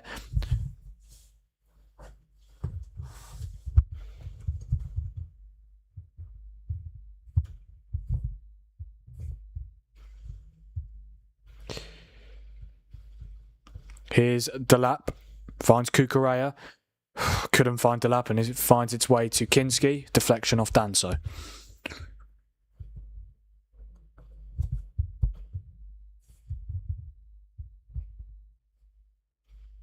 Rodri isn't playing well, really not doing too much, really. Oh, I think we're in, guys. We're in. Yes, we are in. I've got both games on. Ah, this is brilliant. This is a great setup. Monitor there, and my phone is down here, so I don't need the I don't need the alerts on, do I? No, I do not. Perfect. I can tell what's going on in both games now. Fantastic. Tottenham coming forward with Colomwani. I don't know if that was a cross or a shot, but it's gone out. Oh, chance for Bournemouth. Who was that? Krupi again. He's brilliant, isn't he? Yeah, 60 minutes gone of the Vitality. Yeah, I did try to get 2 scoreboards going. Yeah, I did try earlier today, but apparently you can't do it. Because apparently to get a stream... What was I saying?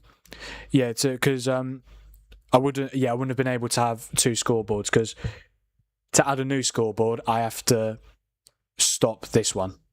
Yeah, it's weird, but it's fine. It's fine. So right now, Bournemouth 1, Man City 0, and as you can see on screen, Chelsea 1, Tottenham 0. But yeah, don't forget, guys, to like the stream, subscribe to the channel, and also don't forget to turn on notifications so that you never miss a future upload or a future stream. I'm planning for another upload tomorrow. I think it's going to be about Xabi Alonso's appointment for Chelsea. I haven't decided just yet, but a new video will definitely come out tomorrow. And also on Thursday, I'm planning for my Premier League predictions for Game Week 38, the final day of the season, to come out. And on Friday, I will have another video. So loads of videos coming out in the next few days. But on Friday, video for my reaction to the England World Cup squad.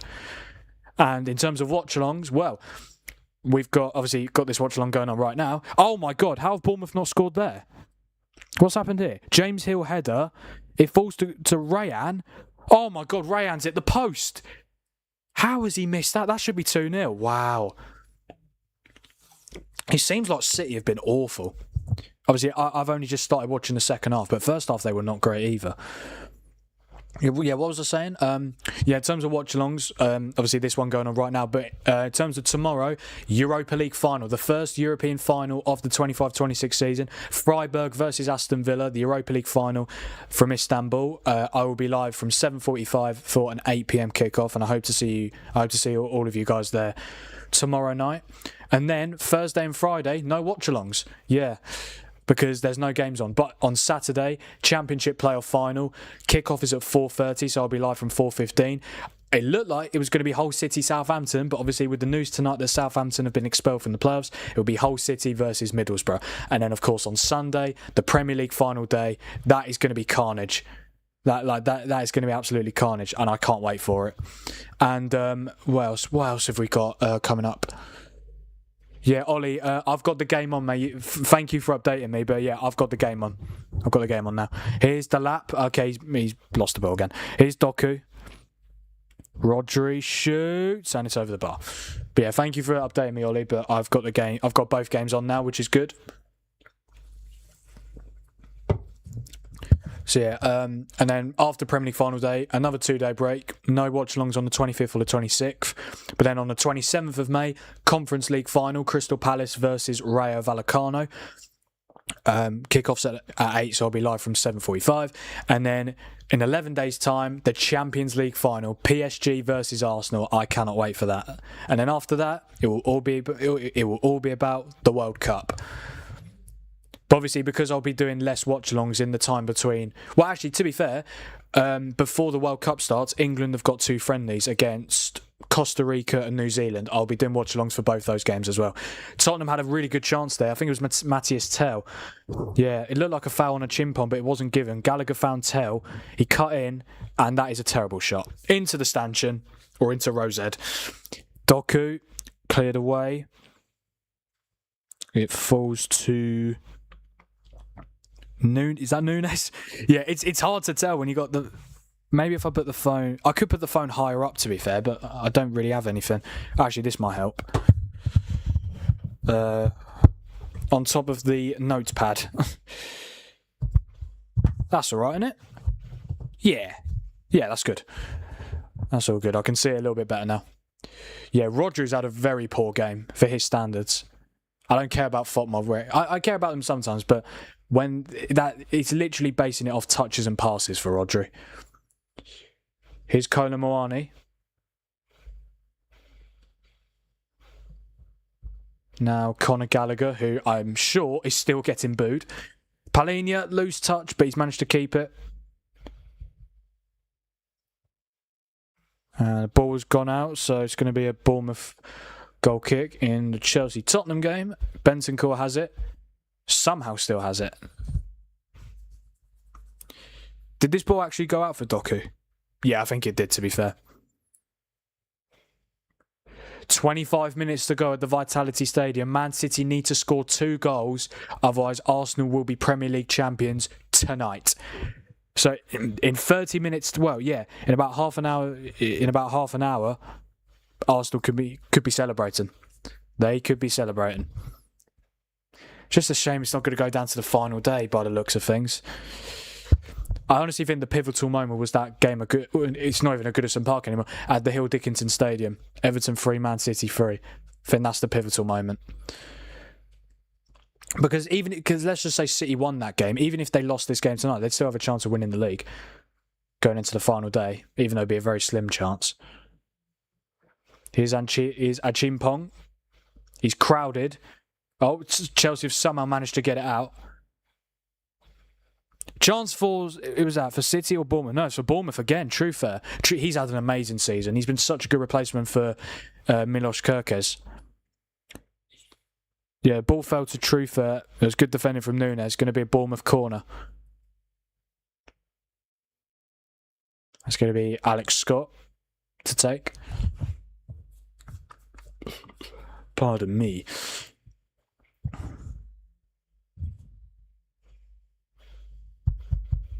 Here is Alex Scott taking the Bournemouth corner. Whips it in and it's headed away. And it goes out for a throw-in. Oh, that was a good header from Richarlison to Colomwani, but it's good defending from Cucurella. Porro finds Gallagher. And Gallagher's gone down. Referee says no free kick. Enzo Fernandez finds Cole Palmer, who's in some space. But then he finds Caicedo. That's Andre Santos. I mean, Chelsea got 3 Brazilian players. Santos, João Pedro, and who? What? I swear they've got 3 Brazilian players. Who's Chelsea's other Brazilian player? Santos, João Pedro. There's some... Esteval, yeah. It's either Esteval's injured, isn't he? Yeah. But yeah, none of Chelsea's Brazilian players got called up, but both of United's did. Yeah. Well, Casemiro is still technically a Man United player. Well, yeah, he is, because we've got Brighton away on Sunday. And I'm assuming he will play that. But even if he doesn't, he's still technically a Man United player till the 30th of June when his contract runs out. I think he'll go into Miami, to be honest, Casemiro. Again, I think he could play in the Champions League for a couple more seasons. I really do. I think he's capable. Esteval, yes. I really like Esteval. It's a shame he got that injury. Oh, that could have been a chance, but it's Petr Cech comes out. Oh dear. There we go. The classic. Yeah. Sanchez came. Bloody hell. Gallagher has just bodied Cucurella off the ball. Here's Rayan for Bournemouth. Puts it in. Oh, it could have easily crept in past Donnarumma. It's going to be another Bournemouth corner. Oh, Gallagher and Cucurella having a disagreement. Obviously, they're former teammates as well. Yeah, Gallagher just completely bodied him off the ball. Let me have a look at this again. Yeah, Cucurella makes the pass. What is Gallagher doing? Genuinely. He must have got booked for that. Look, I'm not being funny. Cucurella passes the ball and then literally about 2 or 3 seconds later, after Cucurella passes the ball, Gallagher just bodies him like that. Like that. That's crazy that he's not been booked. What an idiot. Like, what is the point, genuinely? I mean, he's lucky he's got away with that, because that would have been such a needless yellow card. Bournemouth corner comes in, and it's going to be another Bournemouth corner. Not only are Bournemouth 20 minutes away from confirming Arsenal win the titles. Bloody hell, why can't I speak? Right. Not only are Bournemouth just over 20 minutes away from confirming that Arsenal win the Premier League title, they are also just over 20 minutes away from confirming European football for the first time in the club's history, which is incredible. I mean, before 2016, they'd never been in the Premier League. I don't even think they've been in the top in Division 1. Yeah, like, it's crazy. Their rise has been incredible. Corner comes in. Donnarumma is still incapable of claiming the ball. Foul on Delap by Van der Ven. Why did I bet on Man City? I didn't think City would win. I said a draw. I predicted City to win in my video, but I only said that to keep the title race alive. But I actually thought it was going to be a draw. Yeah, why did you bet on Man City? Bournemouth are brilliant. They're a brilliant side. And I know City haven't lost the Premier League game since we beat them in Carrick's first game. But yeah, Bournemouth are just... Bournemouth, they're class, man. They're brilliant. Such a good team. I really want them to play Champions League next season. They just need to... I mean, I expect Villa to win the Europa League final tomorrow. It's just about whether they finish 5th. But I think City will beat them on the final day to give Pep the best send-off possible. Well, to give Pep a win in his last game. And Rayan smashes the ball out for a corner to clear the danger. Oh! Is that in? No, it's not in. Yeah, free kick came in for Chelsea. I mean, for a second it looked like the ball went over the line. I think it would have been a free kick anyway. Let's have a look. Kinski claims I can't see the ball. Oh, I must say, Kinski's done amazing to keep that to stop that going over the line. I think it would have probably been a foul anyway, but that's really impressive. What happened with the corner? I'm assuming nothing. I think it's a goal kick. Feels like Pep's running out of ideas. He's made the triple change, but it's just nothing is working for City at the moment. It's not ideal, is it? Pep's going to leave without a title. Well, without a league title. He is going to be leaving with a domestic treble. Bloody hell, domestic double. But yeah, I mean, you want to win the title. You want to win the title in your final season. I guess it's not the same, is it? I guess it's not the same for others because Sir Alex Ferguson won the title in his final season at United. We're not the same. It just shows you that Fergie's definitely better than Pep, in my opinion. Really poor pass from Jeremy Doku, and it's gone out for a Bournemouth goal kick. Couldn't reach O'Reilly. Here's Caicedo. Good pass to Enzo. Free kick. Gallagher again. He's got to be booked. How many more fouls is this guy going to commit before the ref has some balls to give a yellow? I told you, man, they're scared to make decisions. Well, Fofana's not happy. He's really not happy.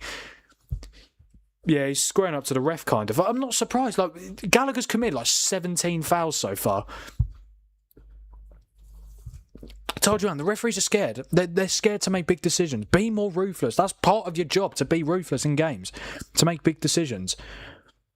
I can't believe Gallagher's not been booked yet. How many more fouls does this guy want to commit? I know he's the king of fouls, but bloody hell. Ball comes in. Oh... Alex Scott clears away. Let's see the foul. I missed the foul. Oh, here we go. Once again, he's so late. Caicedo plays it forward to Enzo. And again, like a second or two later, Gallagher just commits a foul. That's twice he's done that now. How he's not been booked, I do not know. I think City are preparing another change. I think Marmouche is coming on. It's Palmer. Shot. Oh, just wide on his weaker right foot. We're into half-time stoppage time here at Stamford Bridge. Chelsea 1, Man City 0. Jerky shot, and it's going to be a City corner. Yeah, Enzo found Palmer. Is the shot close? It is quite close, to be fair, on his weaker right foot. Pardon me, but it goes out for a goal kick. Oh, there wasn't too much in that. Bloody hell, Richarlison. He's at his back. Foul from Wesley Fofana. It's going to be half-time now anyway. Cherky with the corner. And I can't see. Oh, is it clear yet? No, it's not. City still have it in the box. Bloody hell, and now Bournemouth cleared. And it is also half-time at Stamford Bridge in the Battle of the Bridge. Chelsea 1, Tottenham 0. Enzo Fernandez with the only goal of the game so far. An incredible strike from about 25, 30 yards. It was unbelievable. And yeah, I think it's fair. I do think Chelsea do deserve to be winning. They've been the better team. Tottenham need to do more going forward. As it stands, the relegation battle is going down to the final day of the season. Right, what I need to do now is stop the clock. And now I'm going to put, because Bournemouth Man City is approaching 75 minutes. Just going to save changes. Now I need to put where's the Bournemouth badge? There we go. Bournemouth Man City. And then we've got to change the team names. So obviously you've got not Chelsea now. Well, for the time being, you've got Bournemouth. And then you've got Man City. I don't have to change the score because it's the same score in both games. Right, I need to find where's the Bournemouth City stream. Here it is. Quick, come on. Corner for Bournemouth, and it's gone out for a goal kick. So as soon as it hits 75 minutes, I can press the timer. Oh no, I need to change need to update the badges. There we go. 8, 9, 10, Okay, there we go. Are we in time? Yes, we're like a second behind. It's fine. There we go. So 15 minutes to go. Bournemouth 1, Man City 0. My plan is to watch the rest of this game, and then when this game is done, put the rest of the Chelsea Spurs game on. But I'll probably miss like the first 5 minutes of the Chelsea. Well, I could put Chelsea Spurs on my phone. There we go. There's the benefit of that. But yeah, did City make the change? Was it Marmoush for Doku? Or I think they're about to make it. But yeah, Krupi's coming off now. He scored the only goal of the game so far. Fantastic finish past Donnarumma, who didn't even dive. And I'm not surprised he wasn't going to save it. But yeah, Krupi's coming off. Justin Kluivert is the man to replace him. And for City, the change is, well, it's definitely Marmoush. Who's he come on for? I'm sure we'll find out any second. It is Doku. Jeremy Doku's coming off. Okay. City have made 4 changes already. Well, they made a triple change, and they're just. I do feel like they're starting to run out of ideas. Here is Savinho though. It's going to be another Man City corner. If City score now, it sets up a brilliant last 15 minutes.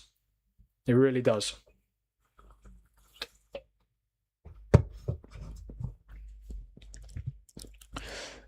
Cherky's going to take this one. I still can't believe he didn't start. Like, crazy to me. It really is crazy that he didn't start.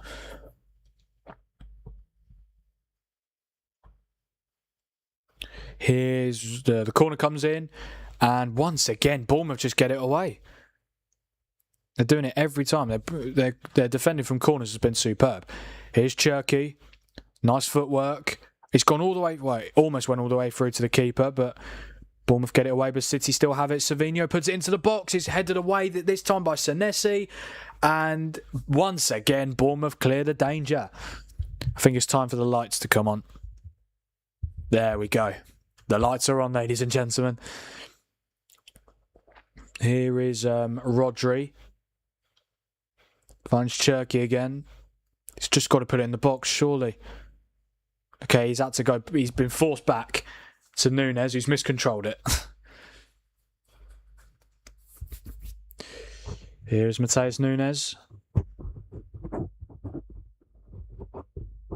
Cherky, got to cross it in, surely. He does this time, headed away again. Brilliant from Marcos Senesi. He's been unbelievable this season. Obviously, Huijsen and Zabani left in the summer for Real Madrid and PSG respectively. Senesi has been at the club a few seasons, but obviously Huijsen and Zabani were regulars. But yeah, he's brilliant centre-half. Savinho whips it in. It's a really good ball. I think Petrovic... Oh, he's dropped it! Oh, he's just about claimed it. Bloody hell. Yeah, ball came in from Savinho, header from O'Reilly, brilliant block from James Hill, and then it's looping in the air. Petrovic goes up for it, so does O'Reilly. Oh, he's so lucky. It wouldn't. Oh, that is brilliant, because even he drops it, but then he catches it with one hand in his palm. That's really good. That was an amazing recovery, because it wouldn't have been a foul. No way. O'Reilly's just challenging. He has no hands on him or anything. Last 10 minutes, City have had just one shot, but Bournemouth have had none. City have had 8 touches in Bournemouth's box. Bournemouth had 2 touches in City's box. 67% possession for City, 33% for Bournemouth. Passes in the final third, Bournemouth 5, Man City 25. So it is, well, City are the ones who need to score though. And again, I think Bournemouth are very capable of getting a second goal, 100%. But for City, if they want this title race to go down to the final day, they've got to find 2 goals from somewhere. I don't think they're going to do it. I really don't. Cherky finds Nunes. Oh, Nunes still has it. Nunes puts it in. James Hill again. He is brilliant. Honestly, surely he's in that England provisional squad. I don't think he'll make the cut, but there's 55 players in that squad. Surely his name's in there. Oh, miscontrol by Nunes. Here's Marcus Tavernier. Plays it in the middle to Evan Nilsson. Rayan is free on the right-hand side. Rayan is found by Evan Nilsson. He's up against O'Reilly. Obviously, Rayan got the call up to the Brazil World Cup squad last night, and he deserves it. He's been unbelievable since he joined Bournemouth from Brazil. Not the national team, but I think, who was it? Vasco da Gama, the team that Rayan was at before he joined Bournemouth. Yeah, but yeah, he's been unbelievable.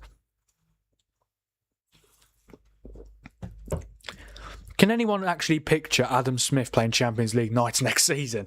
Yeah, Adam Smith has been there. He's been at Bournemouth. I think he's been at Bournemouth his whole career, or a very good portion of his career. Let me just have a look. Adam Smith He's 35 years old. He has been at Bournemouth since the 13-14 season. Yeah.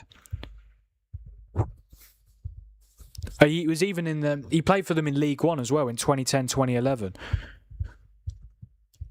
He's been at Bournemouth for ages. Yeah, he went to Tottenham, funnily enough. Had loan spells at Millwall and Derby.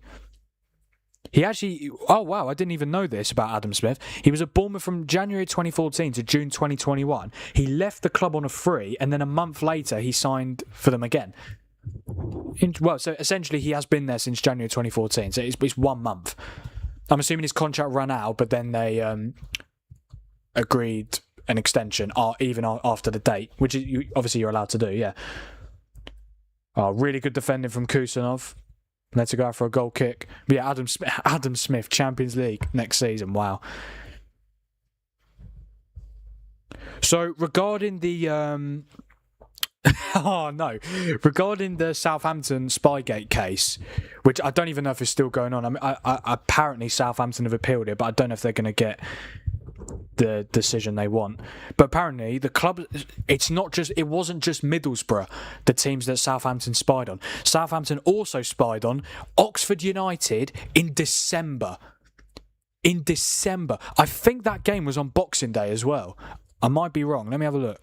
Southampton, their fixtures. When did they play Oxford? Was that Oxford away? Yeah, because they played Oxford at home in March. Oxford away. Yeah, they lost that game 2-1. And it was on Boxing Day. And then they also spied on Ipswich, who they played quite recently as well. Literally like 3 weeks ago they played Ipswich at home. Drew 2-2. And then they spied on Middlesbrough before the first leg. So you're telling me, right, excuse me again. You're telling me, right, the 3 teams that Southampton spied on before, yeah, so Oxford, Ipswich and Middlesbrough, they spied on all those teams and they didn't even win one of those games. So essentially it meant, just you spy on teams to like see how they prepare for the game, and obviously it's cheating, but like, oh my god, they didn't even win any of the games against the teams they spied on. That's funny. They probably need to get a new spy or a new hiding place for the actual spy. Like the hiding place, oh my god, literally behind the lankiest tree ever. Again, I'm not advocating spying on teams, but if you're gonna do it, you shouldn't. But if you are gonna do it subtly. Don't do it. Don't hide behind one of the lankiest trees I've ever seen. Like I don't know how many of you have seen the actual image of the guy recording on his phone, but the tree he hid behind, Jesus Christ, he's not helped himself. Like obviously he's been put in a terrible situation, having to spy on someone's a team's training session without getting caught. But like, you won't get caught if you hide in the bloody bushes, will you? Like, oh mate, seriously, it's embarrassing. But the fact they've done this 3 times, and the fact they did this in December as well, they could have been. Do you know what? The fact they did it in December, but they didn't do it until April, like for the second time, they could have just done it for the rest of the season. Like, but the fact they've done it on 3 separate occasions, no wonder they've been chucked out of the playoffs. It's the right decision, in my opinion. And I must say, whole Middlesbrough final, I'm absolutely here for it. It means we'll get a new team in the Premier League next season. Well, I know Hull and Middlesbrough have been in the Prem recently, but they haven't been in the Prem since the 16-17 season. They both got relegated the same season. So yeah, it'll be good. I don't mind who comes up now. I wanted Hull to beat Southampton, so we get a new team. And obviously with Southampton spying into them. But yeah, that player final will be good. Is that a corner? No, it's a goal kick. Yeah, we are only 6 minutes away here, plus stoppage time. I think the title is Arsenal's. The title will be coming back to the Emirates after 22 long years. And for the final time, I'm going to call Arsenal. So Arsenal, aka the Nearly Men. That's the last time I'm probably going to be able to say that because they're about to win the title. We had a good run. Honestly, I thought I was going to be able to say for another season because obviously you lost the Carabao Cup final, you got knocked out of the FA Cup, you lost 2 Premier League games in a row. Obviously, I know you were still in the Champions League, but obviously you got PSG in the final. Look, you might not win the Champions League, but yeah, winning the title tonight by the looks of things.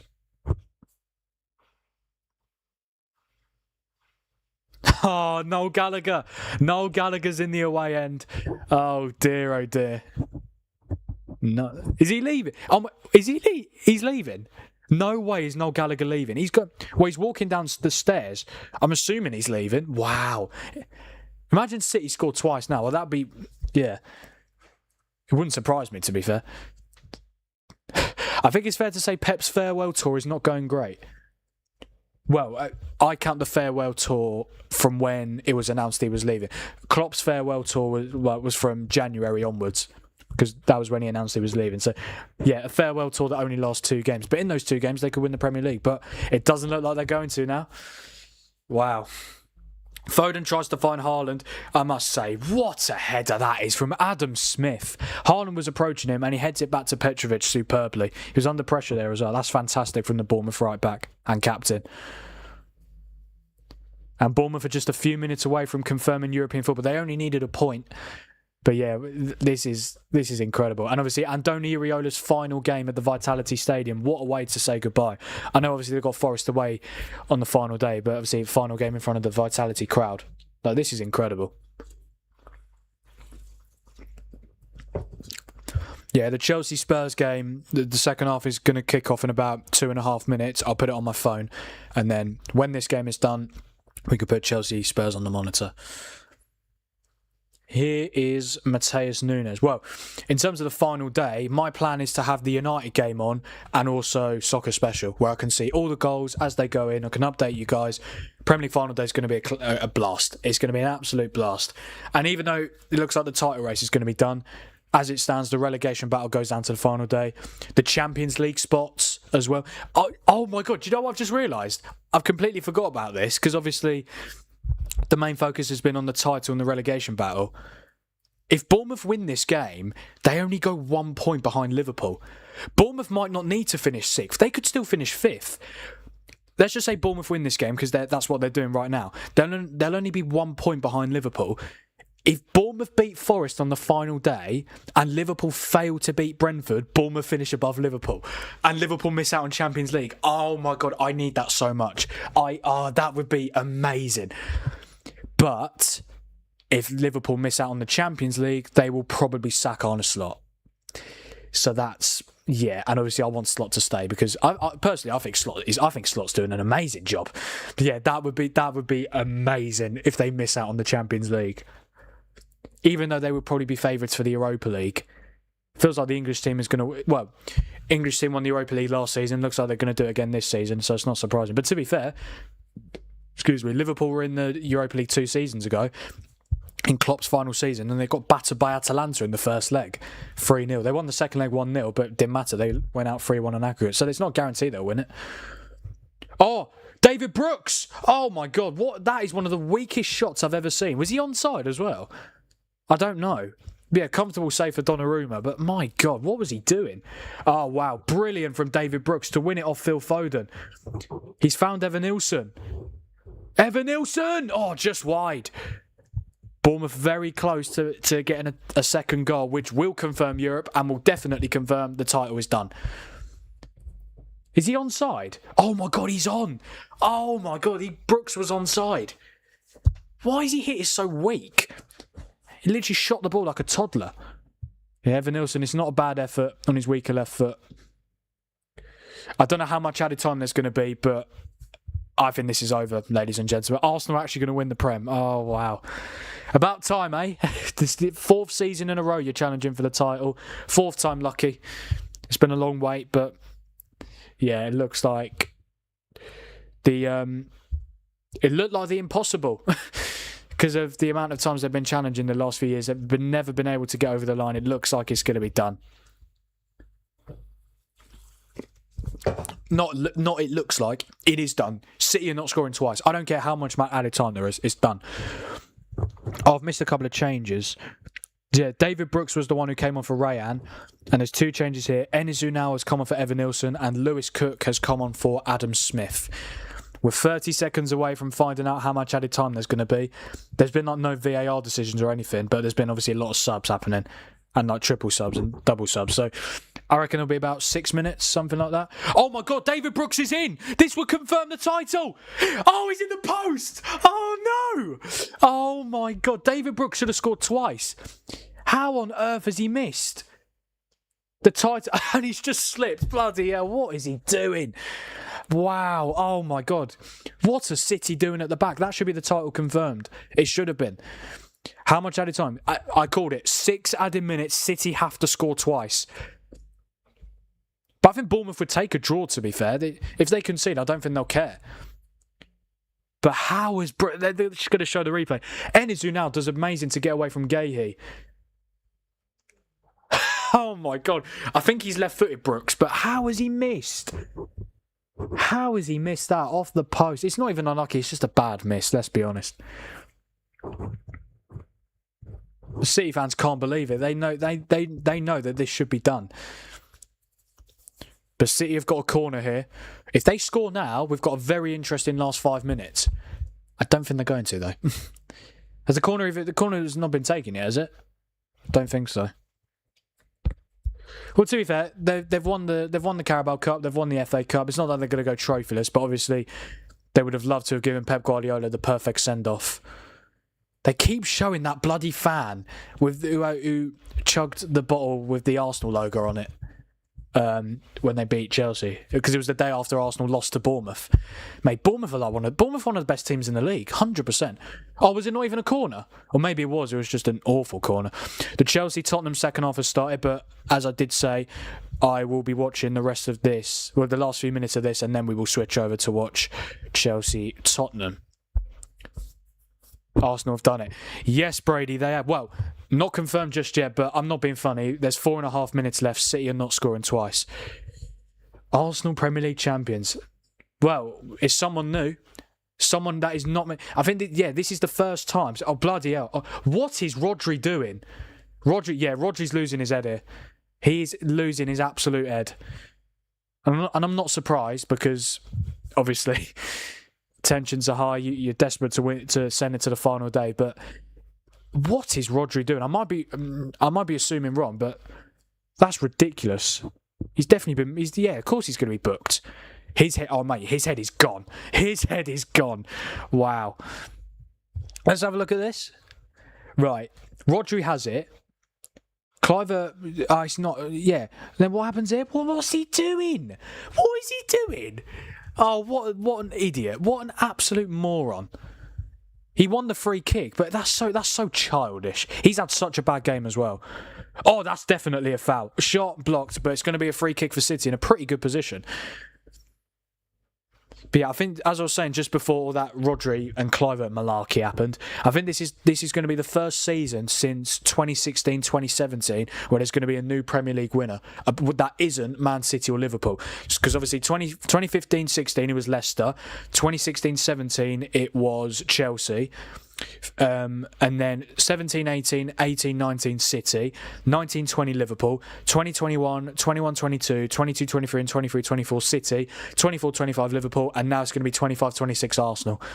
And look, I have slated Arsenal a couple of times on my watch-alongs. I've made TikToks about them, obviously with the refereeing decision from yesterday, but when they do win it, I will congratulate them, because ultimately I do think they have been the best team in this league. Don't get me wrong, I don't like the football they play. I think the fact that they rely on set pieces quite a few times is not ideal for a title winning side, and I think compared to title winning sides in the past, they'd probably be bottom in terms of like individual team. But if their name's on the trophy, which it's going to be, that's all that matters. Right, free kick for City. Marmoush hits the wall. Comes out to Foden, who miskicks it. That's terrible. And Cherky's gone down. That's not a free kick. This could be a counter-attack for Bournemouth here. It's Kluivert. That's really poor for it. I'm surprised Cherky didn't take it. City win it back. Is Foden. Yeah, there's 2 minutes. They're not scoring twice. It's done. It's genuinely done. I don't think Bournemouth are playing to hand Arsenal the title. They're playing to confirm European football, which is what they're going to do with this win.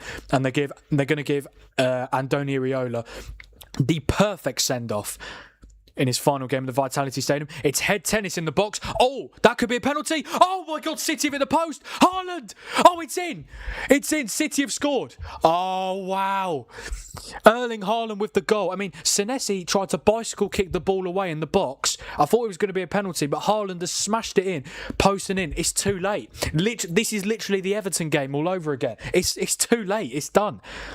It's literally head tennis in the box. There's 2 headers, there's 3 headers, there's 4 headers. Senesi, that could have been a penalty. Rodri hits the post, Haaland shot, he hits the post, and then, well, it's off the post and in. Oh my God, they might get one more chance if they're quick. For Bournemouth, I mean, so close to getting the win, but to be fair, all they need for European football is a point. But if you're a Liverpool fan, you're loving it because that means Champions League football is pretty much confirmed because of goal difference. Obviously, Bournemouth can still get Champions League if Villa help them, like by winning the Europa League and stuff. But yeah, I think it's too late. Or is it too late? That's a foul on Marmoush. Right. There's 30 seconds to go. There might be a little bit more time because of the goal. Oh, surely they don't win it and send it to the final day. That would be incredible. That would genuinely be incredible. Surely not. This would be remarkable. Right, free kick coming in from City. It's into the box. Is it headed away? It should just be cleared. It is cleared by Tavernier. Oh, they've got to be careful. This could be a 2-on-1. Oh, Nunes has done really well. And Savinho's going to get it for City. He does. Is he going to get it? Oh, he's done brilliant, Savinho. He's got to get the ball in the box, surely. He's into the box. Just play it across. Chance for City. Oh, Rodri's shot is blocked. Oh, that was it. That could have been it. And now, Bournemouth are coming forward here. This could be like this is a 3-on-2 if they get it right. Oh, what a terrible pass. What an awful pass that is. Nunes goes back to Donnarumma. This might be it. That is it! It's over! Arsenal are Premier League champions for the 25-26 season. They've done it. It's over. I've got to say, massive congratulations to Arsenal and Mikel Arteta. The 22-year wait is finally over. City got the late equaliser. It means absolutely nothing. Arsenal are Premier League champions. And for Bournemouth, the fans were celebrating when the final whistle went because it means, for the first time in their history, Bournemouth will be playing European football. Pep is fuming. He's speaking to the fourth official, Craig Pawson. I don't know why. What a moment for... Look at this. The scenes. I don't know where it's in Kingston. The Arsenal fans celebrating. They are Premier League champions for the first time since 2004. Ollie, yeah, there he is. I've got to say, congratulations to Arsenal. I do think, even though I'm not the biggest fan of the way they play football, I mean, I don't like some of their players. No, seriously. I mean, I wanted them to win this league over City, and I've got to say, fair play. Massive congratulations to you. It's been a while. To be fair, you should have done it 2 seasons ago. You should have done it 3 seasons ago. Last season, obviously, you finished 10 points behind Liverpool. It's been a long time coming, especially with what's happened in the last few years. But they've done it. Arsenal are Premier League champions. City are not happy, of course. They're not going to be. I mean, they've got a point. It does nothing for them. For Pep Guardiola will not leave the Pep Guardiola will not leave the Premier League with a title. He's won a domestic double, but ultimately you want to win. You obviously want to win the Premier League. But well done to Arsenal, and of course we have to say massive congratulations to Bournemouth and Andoni Iraola. European football for the first time in the club's history. Can you believe it? And obviously, even though I've wanted Arsenal to win over City, I would have liked to have seen it go to the final day of the season.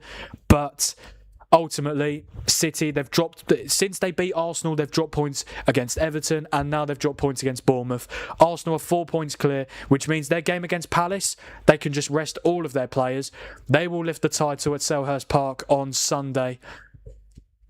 To be fair, even though, obviously, I mean, let's be honest, Arsenal did make a meal of it. They made an absolute meal of this title.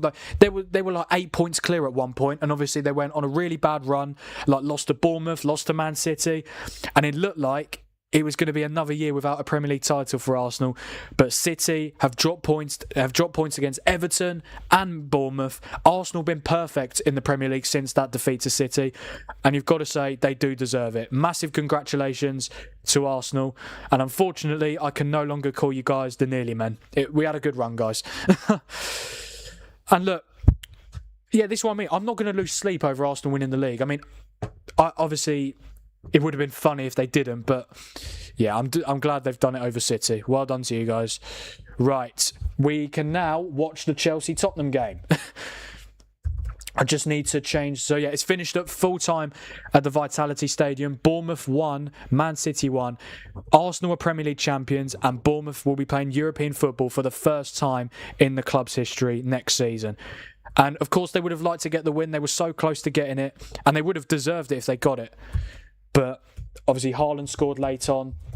I think I've got Haaland in my FPL as well. So, that's not too bad then, I suppose. But, yeah, well done to Arsenal.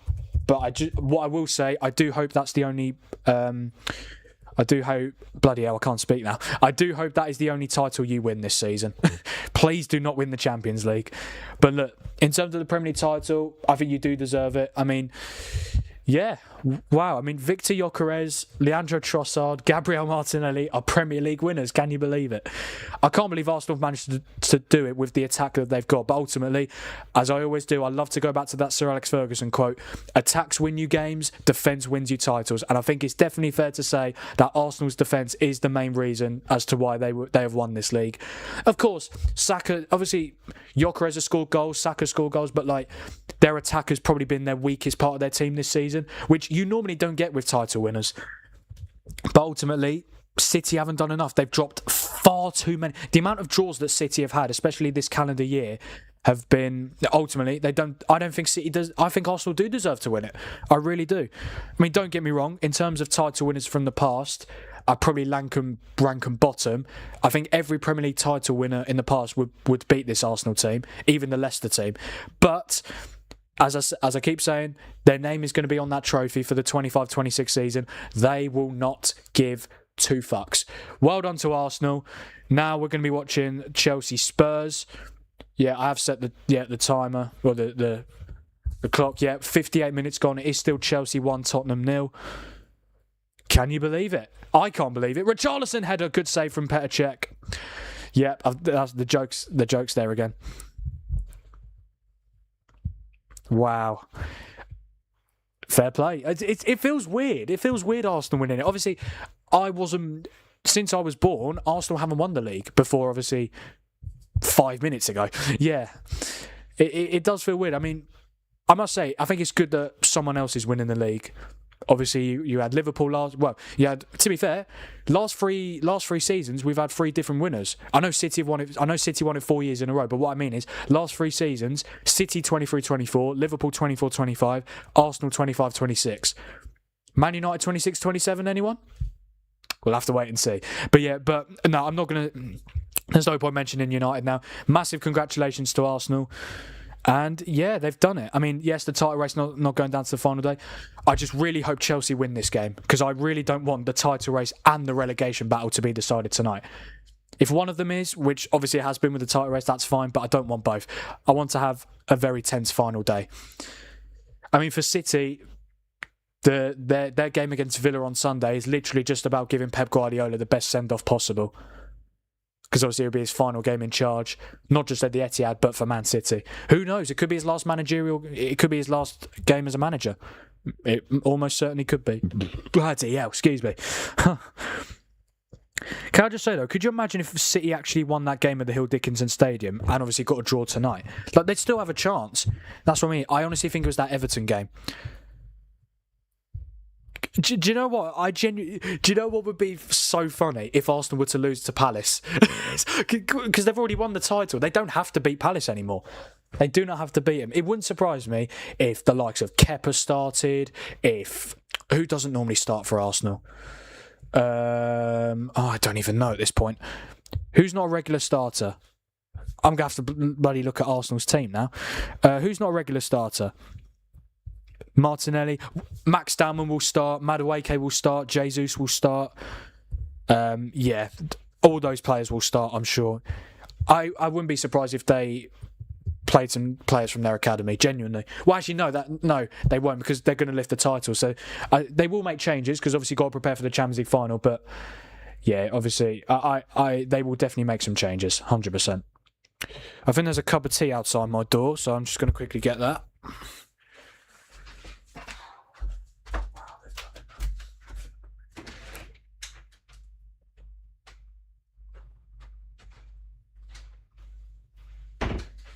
Well, would you look at this? I've got a cup of tea and it's in a red cup. No, that's not for Arsenal.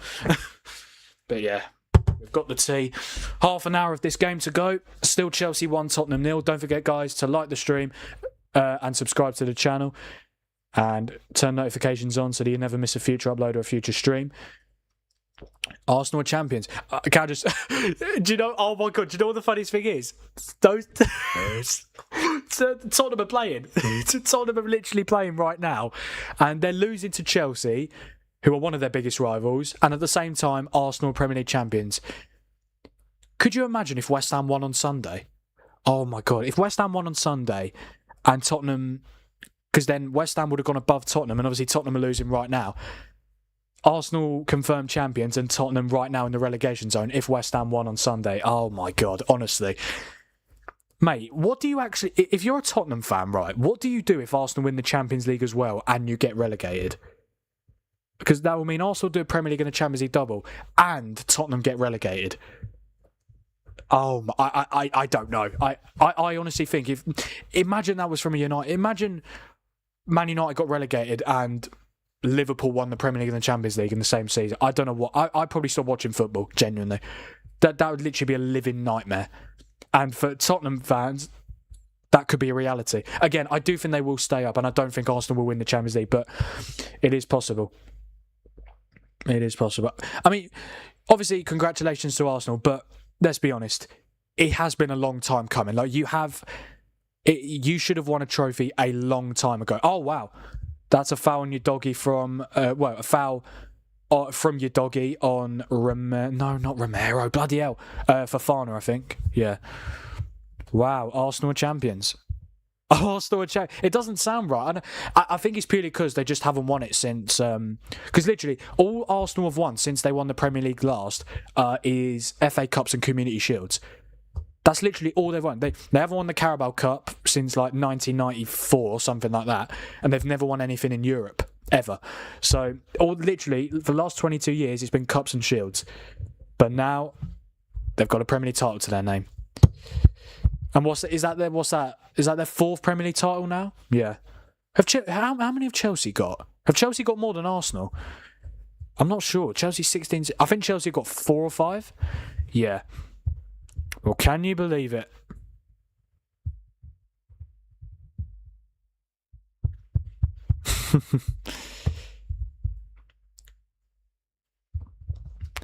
And Mikel Arteta has a Premier League title to his name, for God's sake. Oh, dear. Mikel Arteta is a Premier League winner with Arsenal. Can you believe it? Well, I can because it's happened, but yeah, it's just crazy. Genuinely crazy. But I've got to say, I do feel like if you do win the Premier League, you do deserve it. Like, I don't think there's ever been a Premier League season where it's very difficult to not be the best team in the league if you win the league, if that makes sense. Because I guarantee there will be some people say that Arsenal don't deserve the title, but the thing is they do. Because City haven't been good enough. Let me quickly go through, right? I'm going to go through City's results, some of City's results this calendar year in the Premier League. Right. Not all of them, because they've won quite a few games, but like the games that they've dropped points in. Right. New Year's Day, drew to Sunderland. 4th of January, drew to Chelsea. 7th of January, drew to Brighton. 17th of January, lost to Man United. Chimpon clears away. 1st of February, drew 2-2 to Thomas Frank's Tottenham, and they were 2-0 up in that game. That was the 1st of Feb. 4th of March, drew 2-2 at home to Forest. 14th of March, drew 1-1 to West Ham. 4th of May, drew 3-3 to Everton, and today drew 1-1 to Bournemouth. Like, they don't lose a lot. They don't lose a lot of games. They've only lost one Premier League game since November, City have, which was against United. But yeah, that's... wow. Just wow. How many draws is that? Did I mention? 3... Just draws. 4, 5, 6... 8 draws and 1 defeat in this calendar year for City. How many wins? It can't be much more wins than losses. Oh, so they're draws than losses. How many wins in this calendar year in the Premier League? 1, 2, 3, 4, 5, 6, 7, 8, 9, 10, 11. 11. So what did I say? 11 wins, 8 draws, 1 defeat. That's City's record in the Premier League this calendar year. That doesn't win you a title, I'm afraid. 11 wins out of 20. That's not title winning form. That's like third place form. Yeah, that's like Man United form. Yeah, I mean, we've won, 11 games in 16 under Carrick? Yeah. We're actually on. We're better than City based on this calendar year. Yeah. Wow. So yeah, Arsenal won the league. Arsenal won the league. Yeah. Wow. And they're going to lift it at Selhurst Park on Sunday. Obviously, Oliver Glasner's final Premier League game in charge of Crystal Palace as well.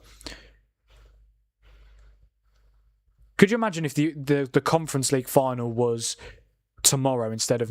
Imagine it was the Europa League final next Wednesday and the Conference League final this Wednesday, and then Palace won it. Then that game, Palace-Arsenal, would literally just be a day of celebration. Literally. Chance for Chelsea. Santos, it's in! And Chelsea have got their second goal. And it's Andre Santos, who didn't get called up for the Brazil squad yesterday by Carlo Ancelotti, but he is proving that maybe he could have potentially been in the squad. He's doubled Chelsea's lead here, and for Tottenham, it's looking very likely now. I keep spitting everywhere, for God's sake. It's looking very likely now for Spurs that the Premier League relegation battle is going to go down to the final day of the season. Andre Santos makes it 2-0. Even when Chelsea have had such a poor season by their standards, they always find a way to beat Tottenham at Stamford Bridge. They always bloody do it. I knew Chelsea would win tonight. I said 3-2. I thought it would be a little bit closer than it has been. But yeah, I mean, Tottenham give the ball away. Palmer plays it to Neto. Neto with the ball in. That is, it's a really good goal from Chelsea. It's a really, really good goal. Enzo Fernandez gets an assist. He finds Andre Santos. Really good finish through the legs of Van der Ven. Kinski can't save it. Van der Ven is not happy. I can't remember who gave it away, but yeah, Tottenham just gave the ball away. Palmer to Neto. Neto crosses it in. Enzo plays it across to Santos, and he finishes it past Kinski. If you're an Arsenal fan, this is literally like a dream. This is a dream. Even though Tottenham are still very likely to stay up. Like, it's incredible. Mate, surely they don't go down. Why are West Ham so crap? If West Ham weren't so crap, these lot would be going down by now. Wow. So yeah, Chelsea 2, Tottenham 0. Again, the game is still not done, but Tottenham need to score twice now. Mate, that Tottenham Hotspur Stadium on Sunday is going to be nerves and nerves. Even though Everton have got nothing to play for, Everton will be massively keen to be fair, who's Everton's manager? David Moyes. David bloody Moyes. And who did he manage before Everton for quite a few years? West Ham. But but the thing is though, West Ham need to win as well. But to be fair, Leeds have got nothing to play for. What is Gallagher doing? He almost lost it again. But Van der Ven tidies up.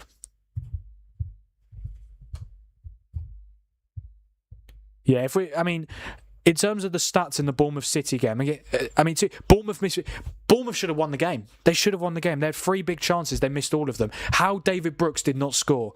Like the first chance where he completely scuffed it, but the second chance where he hit the post. Yeah. But to be fair, I think if you're a Bournemouth fan, you take a draw against Man City. They're still unbeaten since they lost to Arsenal in their first game of this calendar year. And Andoni Iraola, what a job he's done. In terms of the table... Yeah, I think it's fair to say Liverpool have qualified for the Champions League. The only way... it's not mathematically confirmed, but the only way that Liverpool miss out is if they lose to Brentford and essentially... Oh, wait. Oh, yeah. There's no way. Oh, that's such a shame, man. Because City... Yeah, this is what I mean. I didn't want there to be a draw in the Bournemouth... I literally called it, didn't I? I said it'd be a draw in the Bournemouth City game, didn't I? I said 2-2, but... Yeah. Oh, wow. Neto's coming forward. Oh, he's done brilliantly to get past Maddison. Oh, yeah. Maddison's come on, guys. Well, there's been a triple change for Tottenham. Maddison on for Kolo Muani, Sarr on for Palhinha, and Spence on for Udogie. Again, could have made the changes a little bit earlier when they... Have they done anything this second half, Spurs? To be fair, they've had the same stats. Yeah. If Spurs go down and oh my god, I need to play West Ham and Everton, please. It's still possible again, but this just genuinely, if Villa didn't rotate against Spurs would be in the relegation zone. Why did they have to rotate so many players? I know they were due to play Forest, but come on, man. Or why couldn't have that bloody West Ham goal stood? Well, no, but even if Yeah, West Ham would have still had to win, regardless if that goal stood against Arsenal last week. And to be fair, the decision last week in the West Ham-Arsenal game doesn't really mean anything now, because even if that goal stands, Arsenal would still be on course to win the title. They'd still be above City.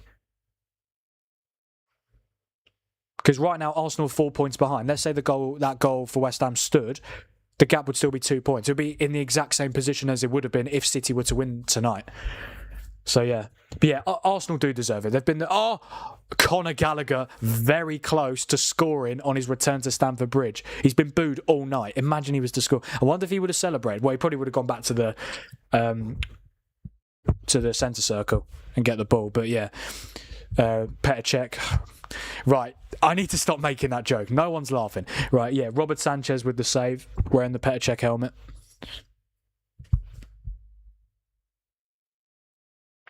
Yeah, I think Chelsea got this game in the bag. What this does for Chelsea, of course, we can't... I know, obviously, the game is probably more about Tottenham because obviously they're trying to stay up. But what this does for Chelsea, it puts them above Brentford in the Premier League table on goal difference. So right now, Brentford have dropped out of the European spots. So Bournemouth have confirmed Europe. There is, oh my God, there is a 2-point gap between 7th place Brighton and 10th place Sunderland. This European race is going to be amazing. Yeah, for Chelsea, they will just need to beat. Because Chelsea got a better. Yeah, I think Brentford are going to miss out, unfortunately. Yeah, they've got Liverpool away, but to be fair, Liverpool. Yeah, Liverpool have got Champions League. It's not mathematically confirmed, but their goal difference is +10. Bournemouth's is +4. The only way Liverpool miss out is if they have to lose 3-0 to Brentford. Well, there needs to be a 6-goal swing, so it could be... But no, it needs to be a 7-goal swing because Liverpool have scored more. Yeah. That's a shame. I would have much preferred Bournemouth to win the game. Chance for Spurs. Spurs have scored. Spurs have scored. Richarlison scored. Oh, Chelsea, please don't bottle it, for God's sake. Yeah, Richarlison has scored, and it's 2-1 at the Bridge. Oh, wow. This is going to be a very interesting last 17 minutes plus stoppage time. It's really poor from a Chelsea point of view. Yeah, Porro has it, finds Sarr. Sarr goes for is that a Sarr pass? Is that a Sarr backheel pass? Oh, hello, Nan, good to see you. Come on, you Blues. Well, Chelsea just conceded, Nan. Oh, what a pass from Sarr. That's brilliant. I thought it took a deflection. That's an amazing assist from Pape Sarr. And then Richarlison puts it in. I don't think he's offside. Trevor Chalobah's coming on for Chelsea for Josh Achimpong. Yeah, not ideal for Chelsea, but for Tottenham, they just need a point, don't they? Mate, if Chelsea bottle this, come on, man. The title race has already been decided tonight. I really don't want the relegation battle being decided either.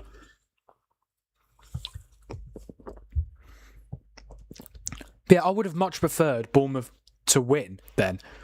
Because a draw means the title's done, and it also means that Liverpool are pretty much nailed on for Champions League now.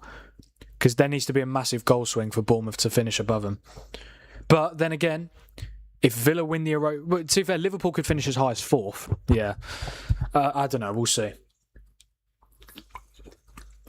To be fair, would Liverpool have beaten Brentford final day?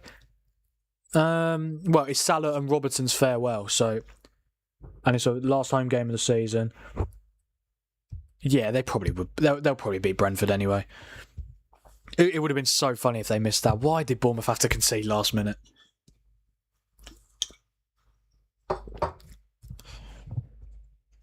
$15 to go here at Stamford Bridge. Chelsea 2, Spurs 1.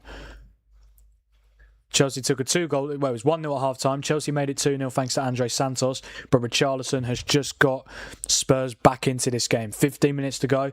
If Spurs get a draw, they are safe. It's that simple. Chelsea, if you could hang on, that'd be lovely. I genuinely don't mind if Tottenham... For example, let's just say Tottenham lose this game because they're still losing. I genuinely don't mind if Tottenham go 1-0 up in like the first minute against Everton on the final day. I just want it to go down to the final day. So there's still a chance they go down. Here's Caicedo. Santos, Delap. Chelsea could have a proper attack going on here. It's Palmer. He should just find Neto. Oh, what is Palmer doing? Seriously. Here's Neto. And the attack is dead. My dad is fuming, he's a City fan. Oh, wow. You're an Arsenal fan and your dad's a City fan. Oh, wow. And that, obviously, the title race has been between them two teams all season. What has gone on here between Caicedo and Richarlison? I don't know. I don't know what's been given. Is it a free kick for Chelsea or a free kick for Spurs? I don't know. But yeah, I bet your dad's fuming. Yeah, I mean, to be fair, I'm a United fan. Dad's a Chelsea fan. Like, imagine if United and Chelsea are in a title race one day. The tension in the household would not be very high. Be very, very high. Who actually got the free kick? Because Caicedo went down and then Richarlison went down. Finally got my revenge on him. Oh, yeah, because obviously, not last season, but the two seasons before that, 22, 23, 23, 24, City snatched the title off you. So, yeah, it's been 4 years in the making, but it's finally happened. You've got your revenge. You can celebrate tonight. And especially if Spurs lose here as well, because there'll still be a chance they go down.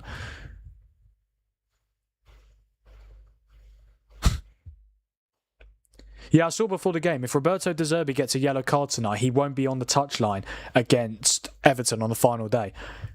I don't think he has been booked just yet. Nah, he hasn't been.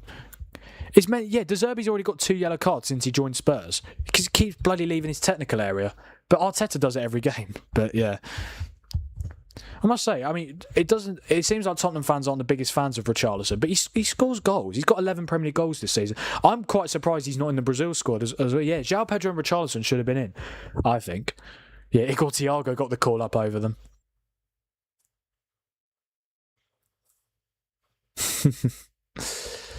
Just wow. What a night of Premier League football, eh?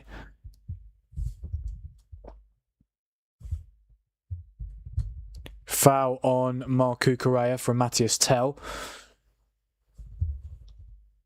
Yeah, I think the only Chelsea change. Yeah, it was just Chalobah for Achimpong. How bad have Tottenham been tonight, though? My God, they've been so bad. Have they? To be fair, second half they've dominated. They've had 4 big chances. They've missed 3 of them. But Chelsea have been fairly comfortable tonight, I think. I just got back from the Emirates. It's packed there. I'm not surprised.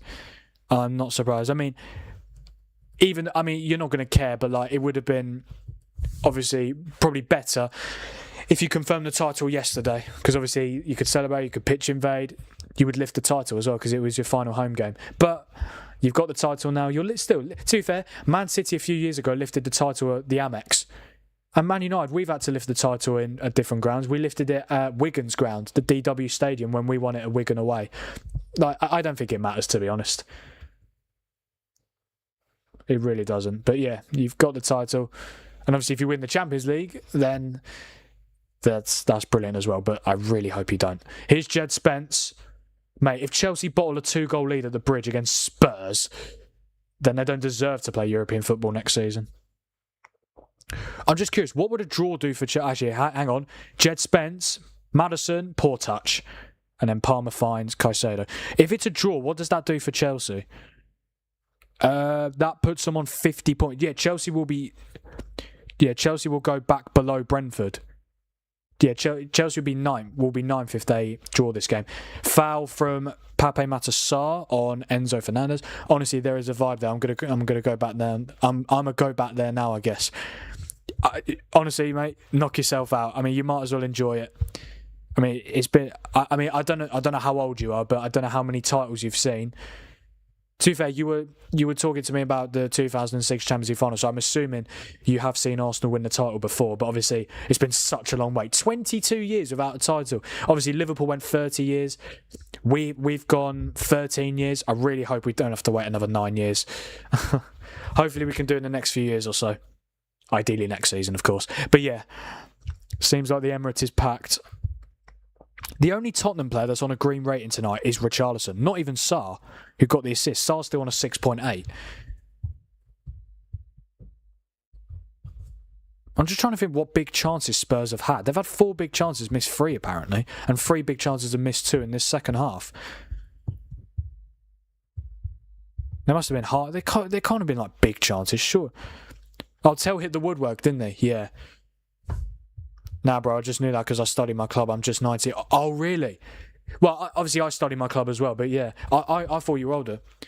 You're 19, almost 20. Wow, so you've never seen Arsenal win the league? Wow. Yeah, enjoy this as much as you can. Also, if you were to get drunk tonight, I would not be surprised, and I wouldn't blame you at all. Like you should celebrate this. When United eventually do win the league again or the Champions League, that I will be getting drunk straight away, 100%. You've got to enjoy these, man. Well, obviously you don't want to.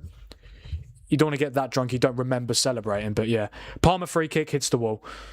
Yeah, when is Palmer going to score again, man? Richarlison finds Jed Spence. He's got to be careful here. He has cleared it, but it's gone straight to Enzo Fernandez, who's had a very good game tonight. Goal and an assist.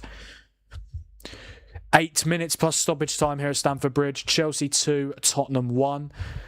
As it stands, Chelsea will go up to 8th and into the Conference League spot, and Tottenham will stay 17th, but the relegation battle will go down to the final day of the season. Obviously, Tottenham just need a point to stay up, but who knows, it might motivate. I mean, Everton at home. Everton are really good away. They're really, really good away from home. And also, Tottenham's home record this season is terrible.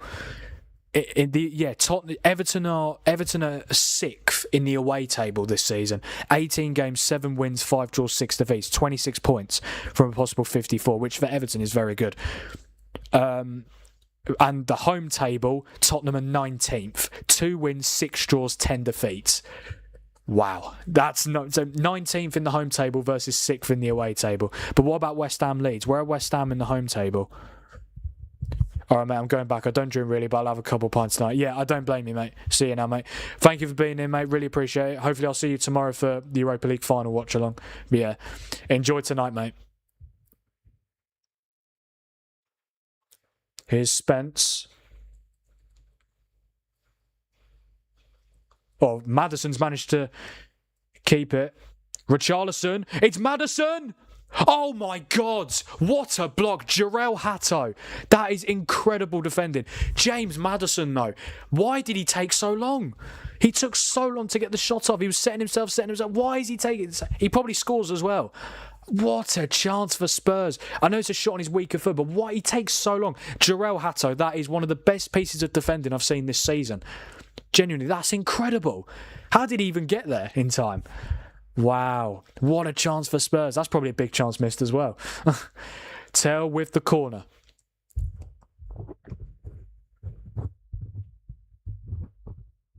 Okay, what's going on here? Referee's just...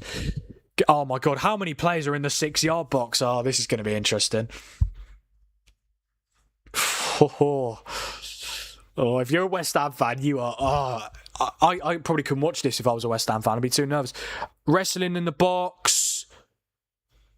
No penalty? I'm assuming it happened just before the ball came in.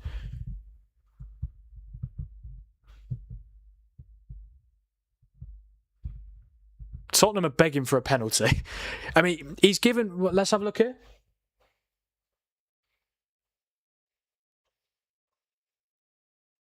I don't think that's a penalty, to be honest with you. But he's given Cucurella a yellow card, so surely it's a pen, right?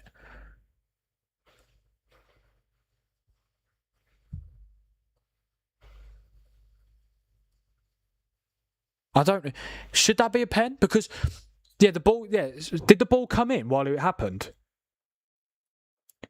I think it might have been just, like, literally a millisecond before the ball get... Hang on. Did the ball come in?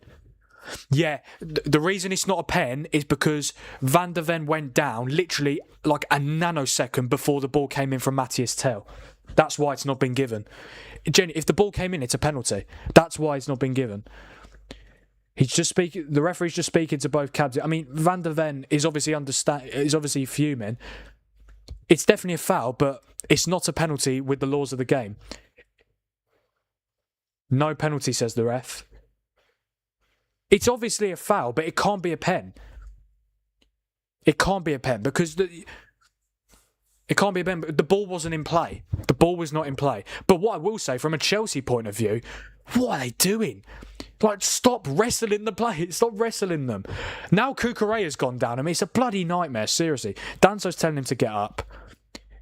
This always happens between Chelsea and Tottenham. Every single game they play against each other. It was always going to happen.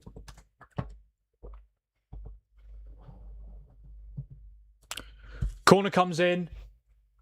Sanchez, he almost dropped it, but he's got hold of it now, aka Petr Cech.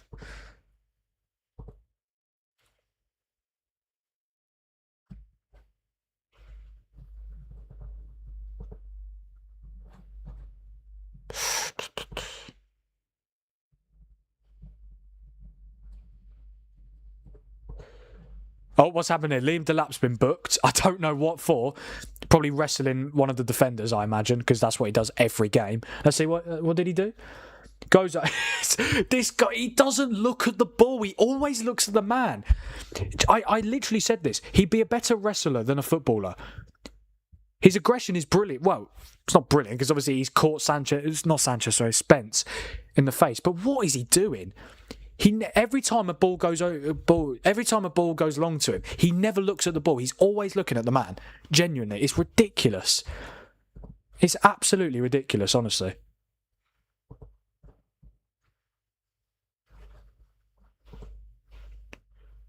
So this was I don't know what they're saying on commentary, I can't hear, but I do think the reason why the pen wasn't given was because it happened literally just before the ball came in from Matty's tail. And obviously the ball wasn't in play. If the ball came in and that happened, it's a penalty all day. Because the referee gave a yellow card to Cucurella. I'm assuming that was what he was saying to Van der Ven and Enzo Fernandez. Saying that even though I've given the yellow card, it can't be a penalty because the ball wasn't in play at the time it happened. Chelsea are preparing a triple change here. We've got about 2 minutes plus stoppage time left to play here at Stamford Bridge. Who's coming on? Alejandro Garnacho, Dario Asugo, and who is number 62 for Chelsea? Let me have a look. Number 62 for Chelsea is Shumira Mahuka. He's 18 years old. In the Premier League 2, which is the under 21s league, he's got 18 goals, 1 assist this season. But for Chelsea, he's made 3 appearances this season, but this is his first ever Premier League appearance for Chelsea. 18 years old, and to come on against Tottenham at Stamford Bridge, what a moment for him. In terms of the other changes, well, Mahuka has come on for Liam Delap. Garnacho has come on for Neto, and Asugo has come on for Palmer. Once again, another game without a goal contribution for Cole Palmer. I think he was all right, but he's just, the goals and assists are just not coming for Palmer at the moment, and probably the worst time because the World Cup squad's been announced in 3 days' time. So, and obviously you want to play yourself into form. I know Cole Palmer, fantastic player, but ultimately there is a chance he misses out because he's just been really poor this season. There's a chance Foden misses out. He hasn't scored in 27 appearances. It's just not ideal at all, is it? Yeah, De Zerbi looking on. I mean, look. Tottenham just need a point against Everton. They should get it. But I'm just really hoping that it goes down to the final day, just so we have as much tension as possible. The title's already been decided tonight. I really don't want the relegation. Really don't want relegation to be decided at all. Right, here's Conor Gallagher, who I assume is still getting booed. Richarlison's gone down again. That's not a surprise. Gallagher, Spence is making a run.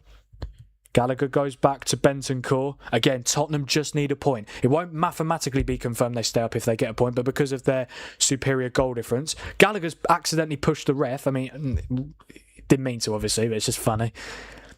So much pushing and shoving going on. Players going down all over the shop. We are about... Oh, my... What is going on there with Danso and Mahuka? Is that how you say it, Mahuka? I don't know. I think that's how you say it. Here's Garnacho, and he finds Chalobah. 7 added minutes here at Stamford Bridge. Chelsea 2, Tottenham 1. I mean, Tottenham, all they need is they just need a goal. They should have probably got it by now. I don't know how Maddison missed. I can't believe he took so long to get the shot away. For Chelsea, I mean, they need to win to give themselves the best possible opportunity to qualify for European football next season, even if it's just the Conference League. It's better than nothing. And to be fair, you won the Conference League last season. You could definitely do it again. Garnacho! Bloody hell, Garnacho, what are you doing? He's giving it away to Richarlison. Richarlison to Maddison. And Maddison loses possession and Asugo finds Chalobah and now Caicedo. Brilliant play from Chelsea. They're coming forward here. It's Enzo Fernandez. He's got Garnacho and Mahuka in support. He finds Mahuka. What a moment this would be for him if he was to score. I don't know if that's how... Is it... Yeah, Mahuka. I think that is how you say it. Yeah, he's just trying to waste as much time as possible. For Chelsea, it's just about getting the win against Tottenham at Stamford Bridge, which is what they do every season. Here is that Neto? No, Neto's gone off. Who was that? Was it Garnacho? Oh, who was? No, it's Enzo Fernandez. Bloody hell. It's tense. It is very tense. All Tottenham need is a goal. That's literally all they need. What is Garnacho doing? What is Garnacho doing? Bloody hell. Honestly, Garnacho, he's a bloody nightmare, isn't he? Chelsea just cannot afford to make any mistakes. Ideally what is Mahuka doing? He's tried the back heel, but then Tottenham give the ball away. Enzo Fernandez, he tries to find Garnacho. Spence wins it. Here's Van der Ven. He's going on one of his charges, and that's going to be a yellow card for Dario Asugo, who's literally just come on as a substitute. Definitely the right decision, but to be fair, he will take that yellow card all day long. Excuse me. Almost full time. Well, I say almost full time. Still got 5 minutes to go. If Tottenham can just create one chance, that might be all they need. One chance. Maddison to tell. Oh, I really want this to go down to the final day, man. Maddison puts it in. It's not the best cross, but Spurs still have it with Spence. Gallagher. Oh, could you imagine if it's Gallagher? Oh, Caicedo's giving away the free kick. Could you imagine Gallagher scores? Oh my God, he will celebrate. Well, of course he'll celebrate. But they're going to boo it. They've booed him enough tonight already, I hear. Because obviously I can't hear the commentary. Yeah, foul. I mean, I don't know. It'll be Maddison to take probably. I don't think he'll shoot because it's just outside the box. But like from the angle, I think it's going to be very difficult. If he beats Sanchez from here, Maddison has missed pretty much the whole season with an ACL injury. This is only his second appearance back. He almost won a penalty against Leeds in the final minute of the last game, but the penalty wasn't given. Could you imagine if he scores here? Oh wow, like this would be sensational. The Tottenham fans are literally pretty much behind the goal at Stamford Bridge as well. It's Maddison who takes over the bar and into the Tottenham away end. They've got their heads in their hands. To be fair, look, obviously, it's going to be very nervous, I'm sure, but they should be fine, right? They should stay up. But it's just the fact that they could have had the chance to confirm it tonight, and it's got to go down to the final day. Oh, but West Ham really going to beat Leeds? But to be fair, West Ham, even if Tottenham get a point against Everton, they've just got to do their job. Get the win against Leeds, because ultimately, it doesn't matter what happens in the Tottenham game if you don't beat Leeds.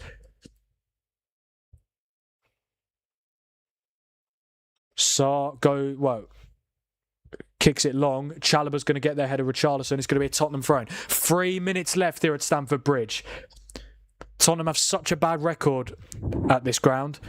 But again, all they need is a point. A Kevin Danso long throw is incoming here. They were 2-0 down. They weren't playing well at all, Spurs. Can they find an equaliser which will keep them in the Premier League? What a perfect time this would be to score from a Kevin Danso long throw. It comes in, it's headed away by Chalobah. Spurs still have it with Danso, funnily enough, but he's given it away. But Gallagher's won it back. Who's got it? Bentancur's got it. Finds, Tell. Really, really poor header. Really poor. Yeah, he headed it towards goal. I think he should have headed it across, definitely. And then Sanchez, aka Petr Cech, lets it go out for a goal kick. 2 minutes away, I think. The hope is starting to go with Spurs in terms of getting a point from this game. Oh, wow. I mean, you'd think they'd get a point against Everton, but like, it's just their home record has been awful. They haven't won at home since December.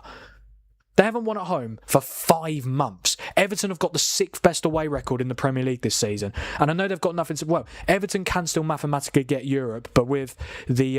because of their goal difference being worse than other teams around it. Like, Everton are 12. Like, yeah, they can still reach Chelsea, but it's just their goal difference is too far behind. But could it... Everton are more than capable of beating this Spurs team, 100%. And obviously, David Moyes would be doing his former club West Ham a massive favour. I mean, the West Ham fans love Moyes anyway, because obviously getting into Europe 3 seasons in a row, winning the Conference League in 2023. Will he be able to do them a favour? Well, he will only be doing them a favour if West Ham can do their job against Leeds and win. A draw is not good enough for West Ham. They have to win. But even a win might be... It is still in Tottenham's hands. It is still in Tottenham's hands. But it will be a very nervous Tottenham Hotspur Stadium on Sunday, I can tell you that. Like Tottenham's recent home games, like Leeds, Brighton, Forest, like Palace, like those games where you'd think, okay, at home, probably got a chance of winning. Lost 3-1 to Palace, lost 3-0 to Forest, drew 2-2 to Brighton, drew 1-1 to Leeds. Like, it's crazy, man. 30 seconds to go here. As it stands, Tottenham will be 2 points ahead. Tottenham on 38 points, West Ham on 36. Obviously, Tottenham got a better goal difference as well, so a point would be enough because of their goal difference. Imagine they stay up on goal difference. Oh, my God. Could you imagine? Here's Van der Ven. He loves doing those type of runs. Oh, he's found Maddison. This will literally be it. They've got to score from this chance. It's Porro. Is he going to shoot? He finds Tell. Chance for Spurs. Oh, he's gone straight through to Petr Cech. That's the last time I can make the joke because the game's about to finish. That was it for Tottenham. Once again, it's a really poor ball from Matthias Tell. Yeah, Porro finds him. He's gone across goal again. He's got to go in the middle. There's so many players there. That's the second time he's done that within like a minute. And that is the full-time whistle here at Stamford Bridge. It's finished here. Chelsea 2, Tottenham 1, which means the relegation battle will be going down to the final day of the season. James Maddison is absolutely fuming. I don't know who he's shouting at. Who's he shouting at? The referees? Oh, both him and Mickey van der Ven are fuming at the referee Stuart Atwell. I mean, again, tensions are running high. They're going to be fuming. But ultimately, I don't really know what they're fuming about. Because if they're talking about the penalty, the incident with the corner, the ball wasn't in play. Like, I don't know how many times... Surely the referees explained that to them, that the ball wasn't in play, that the corner wasn't taken. When Van der Ven went down, a second later, Tell took the corner. The ball wasn't in play. But then again, he did give Cucurella a yellow card. Yep, Dad, you're very happy. Again, it's not been a great season for Chelsea by any stretch of the imagination, but it's always nice to beat Tottenham, isn't it? And to, of course... it's not increasing their chances of going down, but Tottenham could still get relegated. This is amazing. And look, the title's been decided tonight, so relegation battle, Champions League race, kind of. And, Champions League race if Villa can win the Europa. Yeah, because to be fair, right, even though Liverpool are pretty much guaranteed to get it, if Villa win the Europa League, Bournemouth can still get Champions League. They would need Villa to lose and Liverpool to win. So... The Champions League race, the Europa League race, Europa Conference League race and the relegation battle, all to be decided on the final day, on Sunday. I think I'll be going live from 3:30 because all the games kick off at 4, but obviously there'll be a massive build-up. I'll preview all the games, like everything that could happen, all the jeopardy, all the permutations. So yeah, I will be live from 3:30 on Sunday for the final day of the 25-26 Premier League season. I will be watching the Man United game as well, being a Man United fan. But I will also have Soccer Special on, so I will be watching all the goals as they go in, giving you guys all the updates. It's going to be an incredible final day. For Tottenham, it is still in their hands, but if they lose against Everton on Sunday and West Ham beat Leeds, Tottenham are relegated to the Championship. I can't believe I'm saying those words still. I've got to say, since De Zerbi's come in, they have definitely improved. Was it now 2 wins, 2 draws, 2 defeats? It's not amazing. 2 wins in 6, it's not great. But considering how bad they've been, the fact they've only lost 2 games is a significant improvement. And obviously, if that Maddison chance goes in, the block from Jarell Hato was unbelievable. If Tottenham get relegated, I guarantee we'll come back to that moment because that was just incredible. Tottenham are going to feel like they were shafted by the ref. I don't think they were, personally. Even though it was a foul from Cucurella on Van der Ven, the rule is the ball has to be in play. The corner wasn't taken. So, yeah. But yeah, I'm sure those Tottenham players, despite how let's be honest, they have been an absolute disgrace this season. Yes, they've been better recently, but they have been, for pretty much the whole season, an absolute disgrace. But I'm sure that those Tottenham fans, despite how painful this season has been for them, they will back them till the very end on the final day against Everton. I do kind of wish that Everton had something to fight for, but then again, Newcastle had nothing to fight for against West Ham, and Newcastle beat them 3-1. So just because a team doesn't have anything to play for, they're only playing for pride, but they're also playing with freedom, like no jeopardy whatsoever, which might suit Everton. And obviously, West Ham have got Leeds who've got nothing to play for. But yeah, this final day is going to be amazing. In terms of what games actually matter on the final day, because some games both teams have got nothing to play for. Brighton, Man United. Brighton are going for European football. Burnley, Wolves. Both teams are already relegated, but if Wolves finish above Burnley, Burnley finish bottom and Wolves finish 19th. It looked like Crystal Palace Arsenal, there was going to be jeopardy in that, but it has been confirmed tonight as City drew to Bournemouth, Arsenal Premier League champions, so nothing. So that game is meaningless. Fulham Newcastle. Let me have a look at the table. Newcastle can still get European football mathematically, but it is very unlikely because their goal difference is that Chelsea's goal difference is +7, Newcastle's is 0, so it is very unlikely Newcastle get Europe. They need to beat Fulham and hope literally every result goes their way. Literally every single result. Liverpool Brentford, yes. Liverpool still haven't confirmed Champions League football just yet. Oh, is that the Arsenal player? Oh, I think they're showing, the Arsenal players celebrating at the training ground. They have won the Premier League. Where's Arteta? I can't see him. Where's Arteta? Oh, they're not showing. They're just showing all the players. But yeah, Liverpool, Champions League football is 99.9% confirmed. To be fair, they could finish as low as 6th and still get it if Villa win the Europa League and finish 5th. But for Brentford, with the Chelsea win tonight, Brentford are now not in a European spot, but they can still get it. They need to make sure if they lose, they won't be playing European football next season, which is such a shame considering that they've literally been... It feels like they've been around 7th and 8th for most of the season. So if they were to miss out, it would be a real shame. What I am interested to know is, if Crystal Palace don't win the Conference League, does 9th place get Europe? So let's say Villa win the Europa League, right, tomorrow, and then they finish 5th, which would mean 6th place gets Champions League. But let's say Palace don't win the Conference League final, which means they won't get Europe. Surely that means 9th place gets Europe, because then there'll be 6 teams in the Champions League. You've got to have at least 2 English teams in the Europa League. So that'd be 7th and 8th in the Europa League. 9th would be in the Conference League, right? Surely that's it. I think that's only if Palace don't win the Conference. If Palace win the Conference League, they'll be in the Europa League with. Does that? Oh, there could be three English teams in the Europa League. Yeah, mate. This final day is going to be chaotic, and I cannot bloody wait for it. I've got to say, I'm very happy that from a Man United point of view, we've got nothing to play for. We've finished 3rd. One thing that we are playing for is the Bruno Fernandes assist record. In terms of the other final day games, Man City, Aston Villa, there is no jeopardy for City. They can't win the league anymore. But of course, they will want to give Pep Guardiola the best send-off possible in his final game in charge. For Villa, they've already confirmed Champions League. But how Villa can still be involved in the final days if they lose and they drop down to 5th. Because that is possible, of course. And then 6th place gets Champions League if they win the Europa League tomorrow. Hopefully, I don't have to keep saying too many ifs. Because if Villa win the Europa League, it will just be a case of them losing on Sunday and Liverpool winning. Forest Bournemouth. Forest have got nothing to play for. They're safe. For Bournemouth, they haven't actually confirmed 6th place yet. There is a chance they could finish 7th if Brighton beat us. And if Brighton beat us on Sunday and Bournemouth lose to Forest. But Bournemouth just need a point to confirm 6th place, which could be a Champions League spot. At least if Villa win the Europa League, even if they don't end up finishing 5th, at least there's a chance Bournemouth 6th place gets UCL. That would be amazing. Sunderland, Chelsea, big for both teams. Chelsea are now up to 8th, which will be a Conference League spot. Sunderland are in 10th, but if Sunderland beat Chelsea, I believe, yes, if Sunderland beat Chelsea, Sunderland should be in Europe for next season. If Chelsea draw, Sunderland can't overtake them, and neither will Newcastle. To be fair, I think Sunderland are also playing for is to finish above Newcastle. They're 2 points above. Sunderland just need... Well, if Newcastle could finish above them on goal difference, they've got Fulham away. Yeah, this final day is going to be amazing.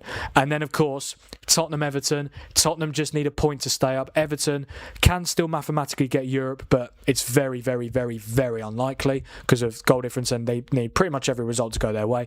And then West Ham, Leeds. West Ham have to win, and they need to hope Tottenham lose to Everton. Leeds have got nothing to play for. They are already safe. So I think every game, apart from even like, yeah, I think every game has got some jeopardy. Like, even if it's the slightest bit of jeopardy, there is still a bit of jeopardy. Like, even the games that, well, I think the only game that has literally no jeopardy whatsoever is Crystal Palace Arsenal.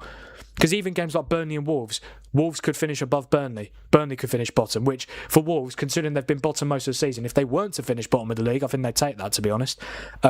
Even Fulham, Newcastle can still mathematically get Europe. It is still possible. Man City, Aston Villa. Aston Villa could be the reason why sixth place gets UCL. That's what I mean. Like, but they'll be on the piss if they win the Europa League final. They won't care. And obviously, I expect City to win anyway to give Pep the best send off possible. Literally, this final day is going to be amazing. I cannot wait.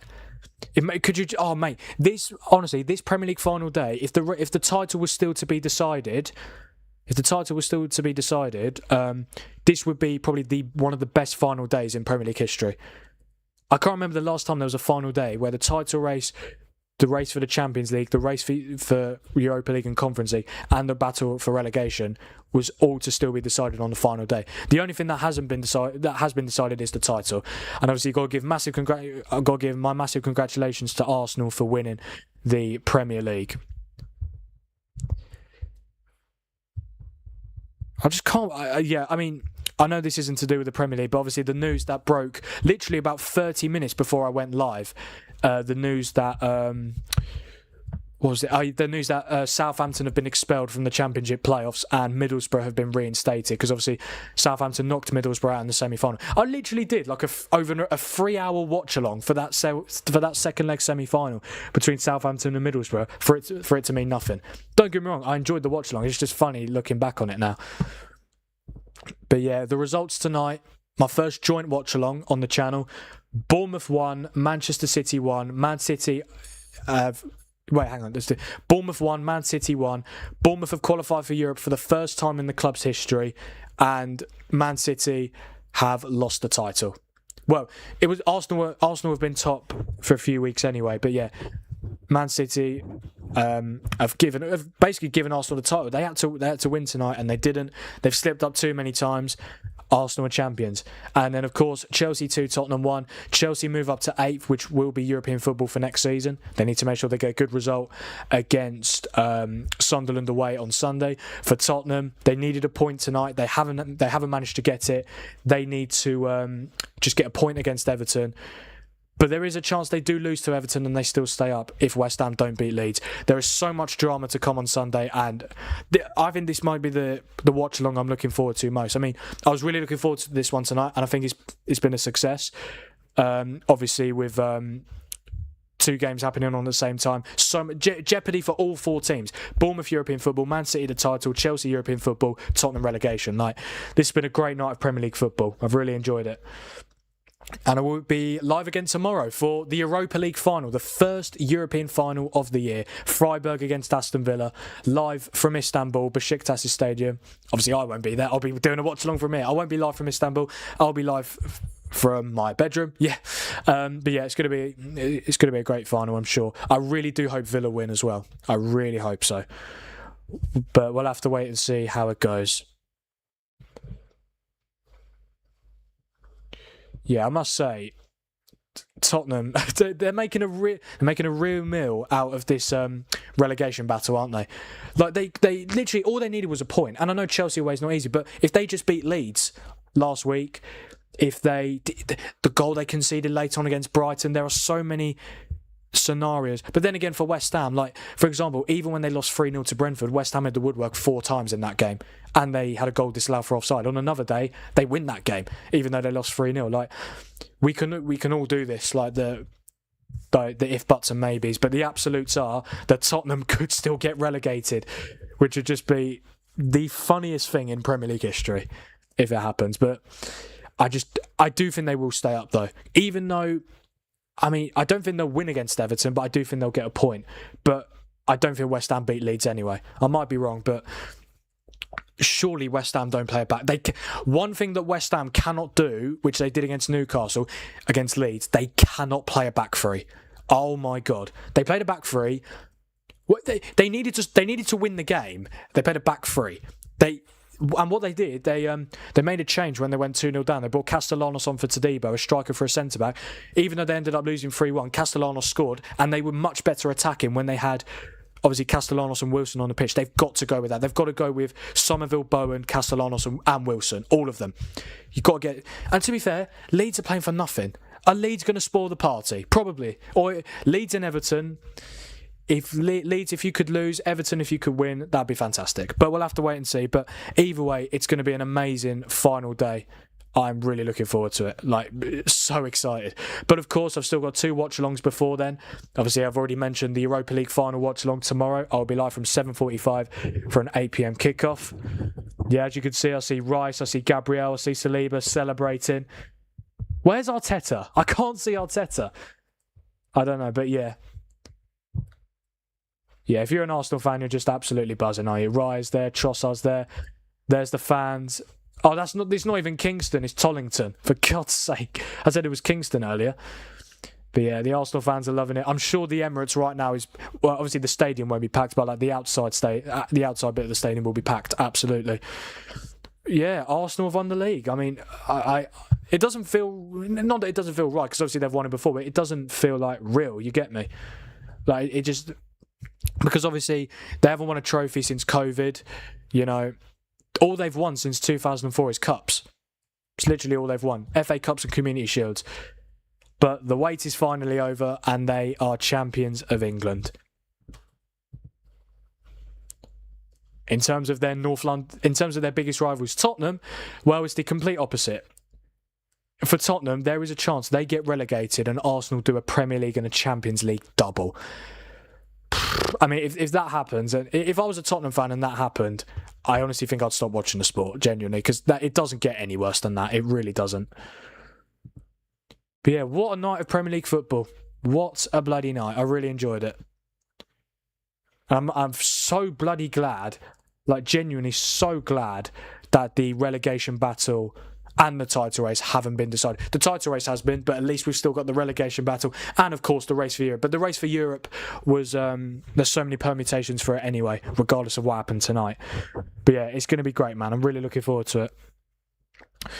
Okay, guys, I think that is where I'm going to end tonight's stream. Just want to say a massive thank you to every single one of you who have been here since the start or have joined at any point. I really do appreciate every single one of you. A fantastic night of Premier League football I've just watched. Bournemouth won, Manchester City won. Bournemouth have qualified for European football for the first time in the club's history, and Andoni Iraola, in his final game at home as Bournemouth manager, brings European football to the Vitality for next season. What a job he's done. They were so close to winning as well. The City found a late equaliser, but it wasn't enough. For Man City, they needed to win to send the title race to the final day. They haven't done that. They haven't done that. They lost the game. They drew the game, sorry. And Arsenal are Premier League champions, which is incredible. And of course, in the other game tonight, Chelsea 2, Tottenham 1. Tottenham's dismal record at Stamford Bridge continues. Chelsea get the win. I do think Chelsea deserved it overall. I do think they were the better team. Spurs definitely played better in the second half than they did in the first, but I think overall I do think Chelsea just edged it. Yeah, even the stats as well. Well, the stats were pretty close, to be fair, but yeah. I think Tottenham was so bad that first half, but yeah. But yeah, guys, I think that's where I'm going to end the stream. Bournemouth 1, Man City 1. Bournemouth qualify for Europe. Arsenal are Premier League champions. And Chelsea 2, Tottenham 1. Chelsea are in the European places for now, and Tottenham are still in the relegation battle. Just want to say a massive congratulations to Arsenal and Mikel Arteta, their first Premier League title in 22 years. I have slated you on my watch-alongs, in my videos, and on TikTok as well, but as a United fan, I am glad you've won it. I'm going to be honest. Obviously didn't want City to win it, and I certainly didn't want Pep Guardiola to get a farewell league title. So massive congratulations to Arsenal. I just hope you don't win the Champions League. But yeah, well done to Arsenal and Mikel Arteta. And I'm sure the fans will be absolutely buzzing tonight. So yeah, that's where I'm going to end it, guys. I'll be back live tomorrow for Freiburg against Aston Villa, Europa League final watch-along. I will see you guys from 7:45 for an 8 p.m. kickoff. Thank you guys for being here, and I'll see you tomorrow. Cheers, guys.